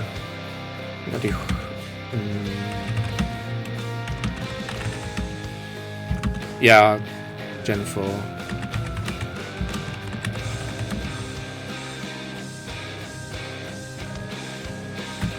I think I would do something like that. And Arcade comes down depending on how good you are at the roulette. Arcade could be a 1-2.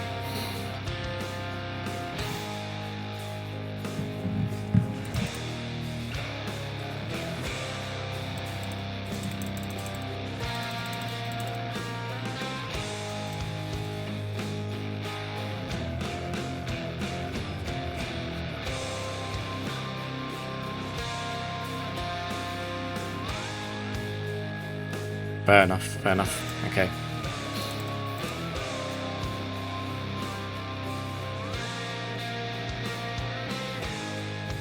Yeah, I've made massive streaks in some of the Emerald facilities. I think maybe it's different for the... I think Arena is incredibly difficult in Emerald. I think Arena is harder than Factory. But mostly because I think the Emerald Factory is quite easy.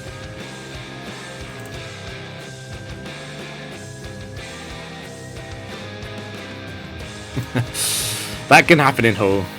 I suppose the thing about Hall is it's not difficult, as in you really don't have many decisions to make. You just need to do enough attempts to get over some potentially bad luck.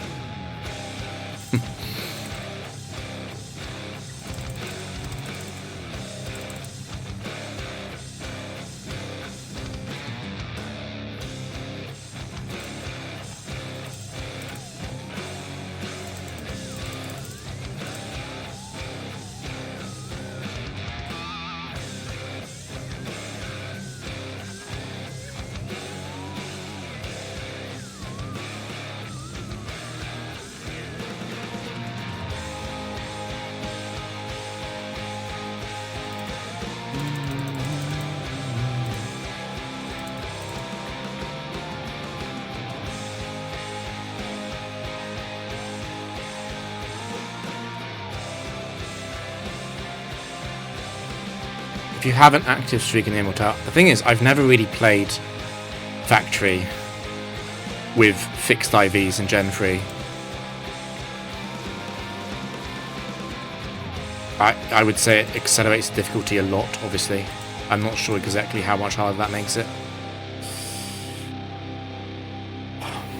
Yeah, I've never actually done like a real run with 31. It's a sort of thing I want to do eventually. I've never actually done a real run in Gen 3. Like, I have my PB in Gen 3 is 140 something. It's actually on cart. And I didn't record it, so I have never submitted it. I'm pretty sure I will beat it at some point, I'm sure. Because I think 200 in the Gen 3 Factory is very doable.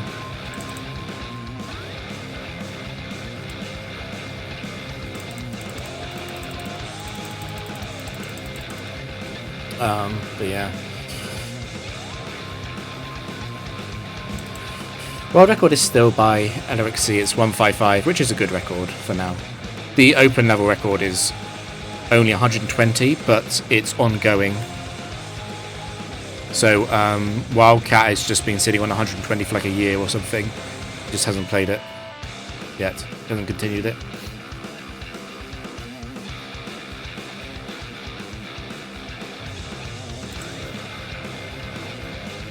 It's a bit, yeah, I suppose I would say it's a bit strange, but on the other hand, I'm sitting on Castle singles and I'm sitting on Arcade doubles, so I can't say anything actually.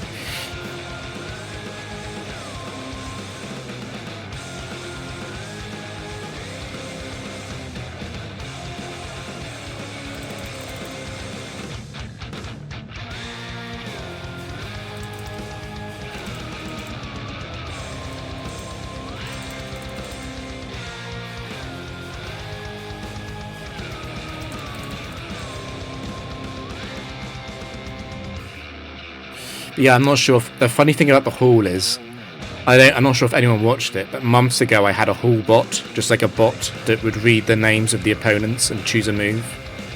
And I gave that Hall bot the event Raikou, and it got 341 on its first real try after I fixed it. And it was really dumb. All it would do was just click things. It would randomly click types. And then in the battle, it would just read the name of the opponent. Like, it would just read the name up here. And then it would just look up the damage calculator to see which move did the most damage. And it just used the move. So when I say there's not a lot of skill in Hall, you know, you can always use the Raikou, and it's very difficult to mess it up. Unless you don't know type matchups or something.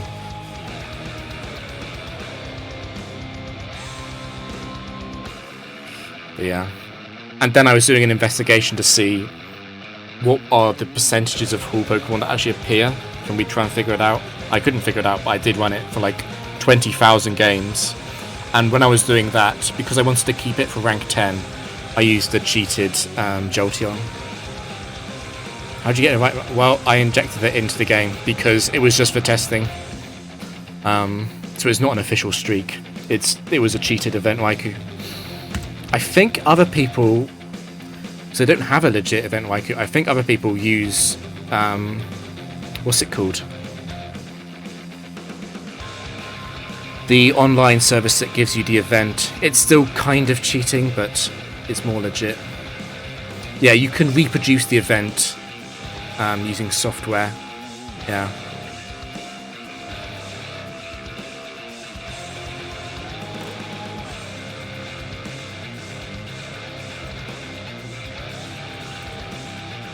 Wow, we missed twice.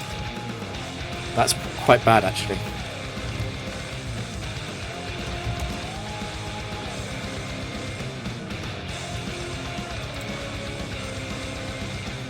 It's interesting. This is how the Drifloon team, Drifloon, Lopunny, Drapion, lost to this exact scenario where I missed Trick twice against a Heatran.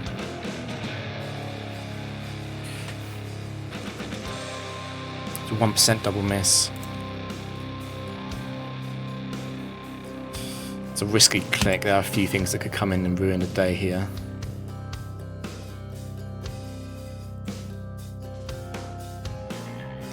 That's pretty lucky.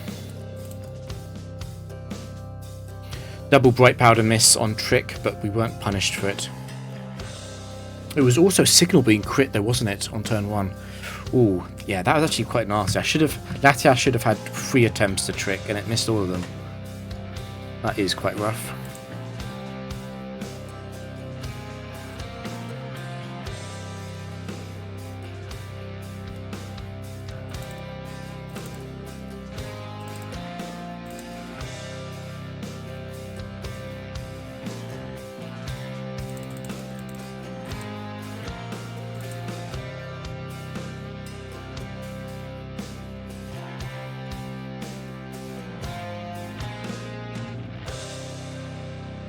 Okay, that makes sense, that it's not transferable between Platinum. That's another complicating thing. You know what, this really puts a lot of holes in the video idea I had about mentioning RNG Manip. I will still mention it, but I will say that it's not easy. It would take work, yeah.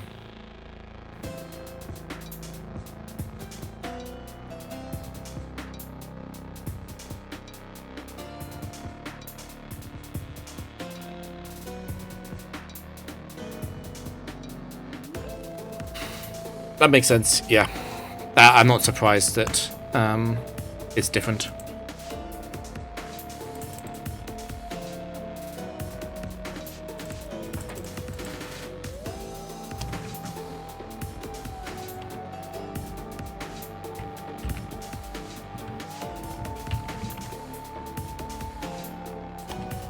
One more, and then we can at least be done with sub 100 battles. It can be a sort of real run.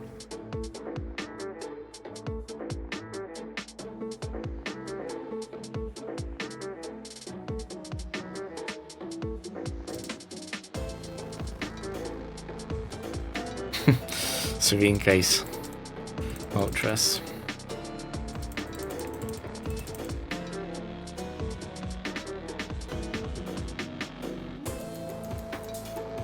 Cool. I've never done serious RNG routing stuff.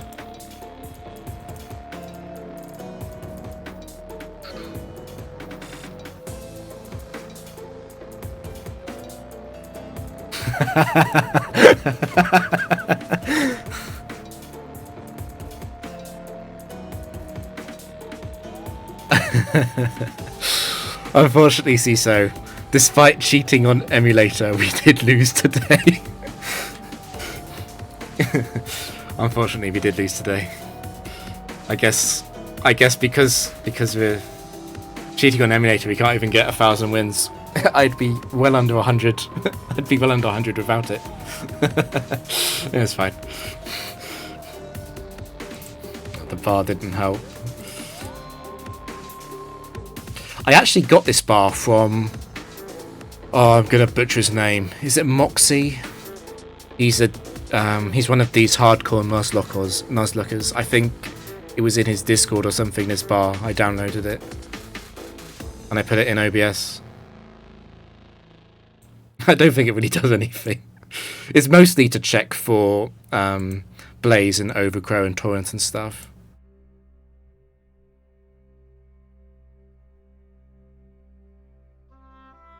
This is potentially bad news. It did crit. Oh god.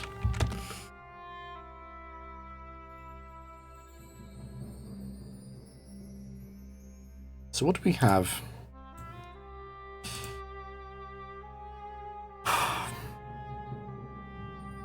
It's the last mon. Garchomp is faster, right?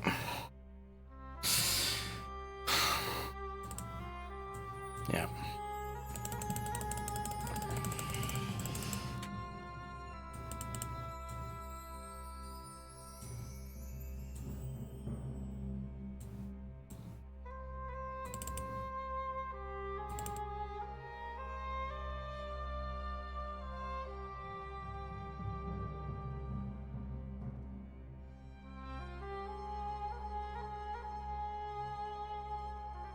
Enlarge Inovius, that makes sense. I mean, to be honest, this is not a brag, it's just how it is. I don't really need anything.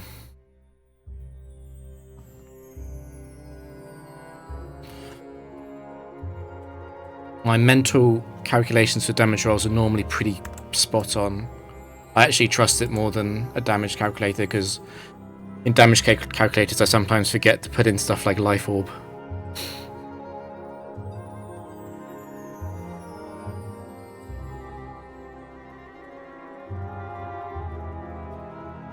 To be honest, if I was a speedrunner, I have a feeling that I would have the most fun routing stuff and not actually playing.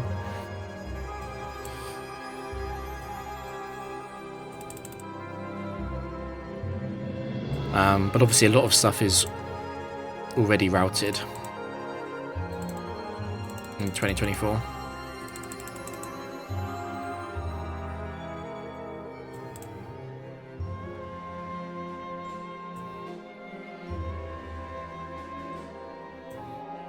But I'm glad. I think it's cool that Worcester is doing some factory stuff.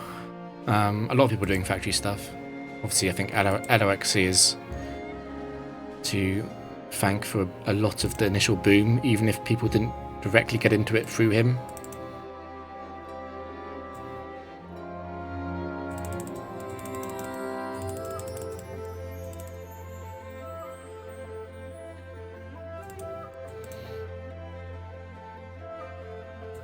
I've got a feeling that it's around now. Okay, crit anyway.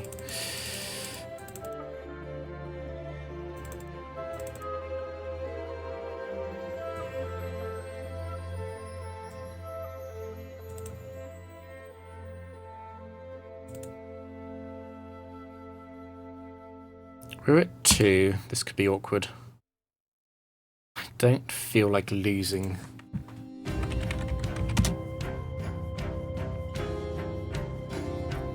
If I switched out, Garchomp would already kill, I think.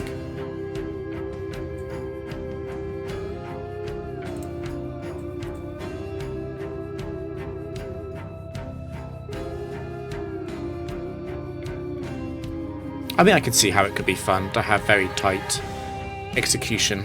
I think there's, like, when I say there's skill in the roulette, the main other skill I'm thinking of in Pokemon is biking. Like, I'm sure there's more stuff in speedrunning that's also hard, but biking doesn't look easy to me. In some games it's definitely easier or harder than others. You know, I remember as a kid I've got hundreds of hours in Gen 3 and 4 and I was never perfect on the bike.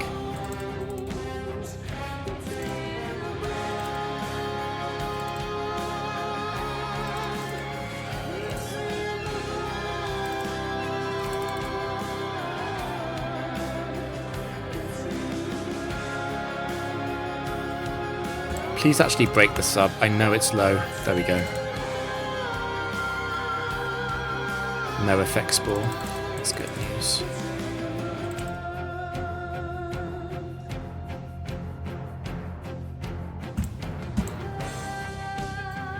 I don't think anyone's amazing at biking.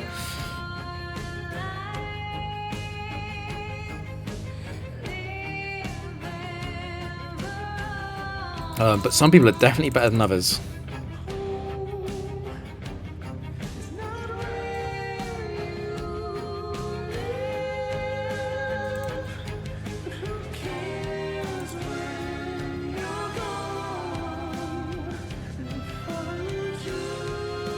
I'm not sure. The thing about speedrunning is I enjoy watching speedruns. I have a very casual understanding. I will be the first to admit that.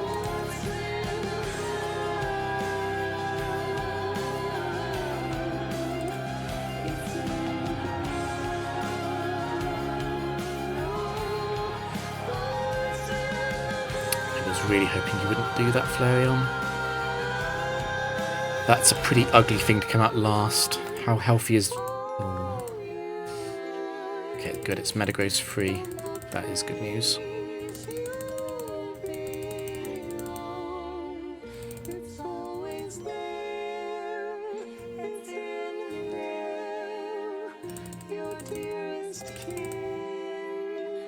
Last game, it's Pinsir 4. And it doesn't go for Guillotine. That's great news.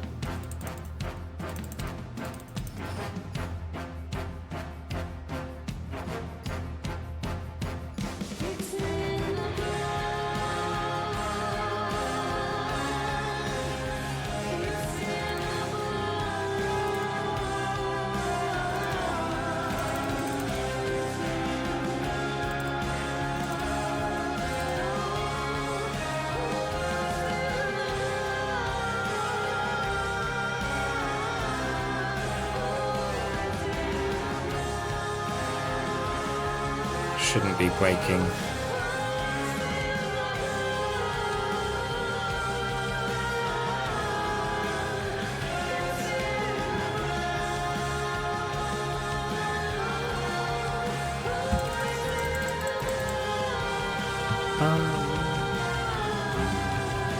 We're not playing again.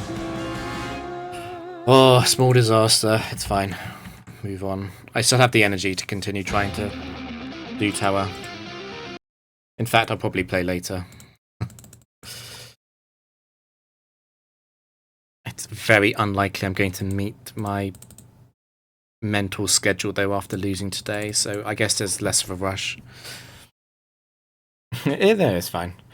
It's strange to say I don't feel that secure in a team until I've lost with it. Like getting to 700 straight away made me slightly uncomfortable because I was very aware that there might be a big lesson to learn. Abomasnow 1 isn't a huge lesson really. I was already aware of it, but I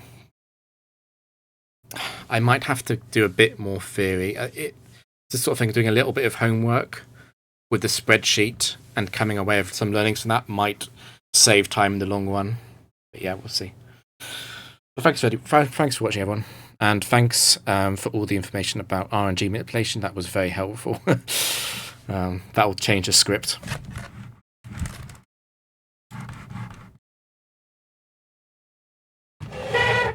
Cool.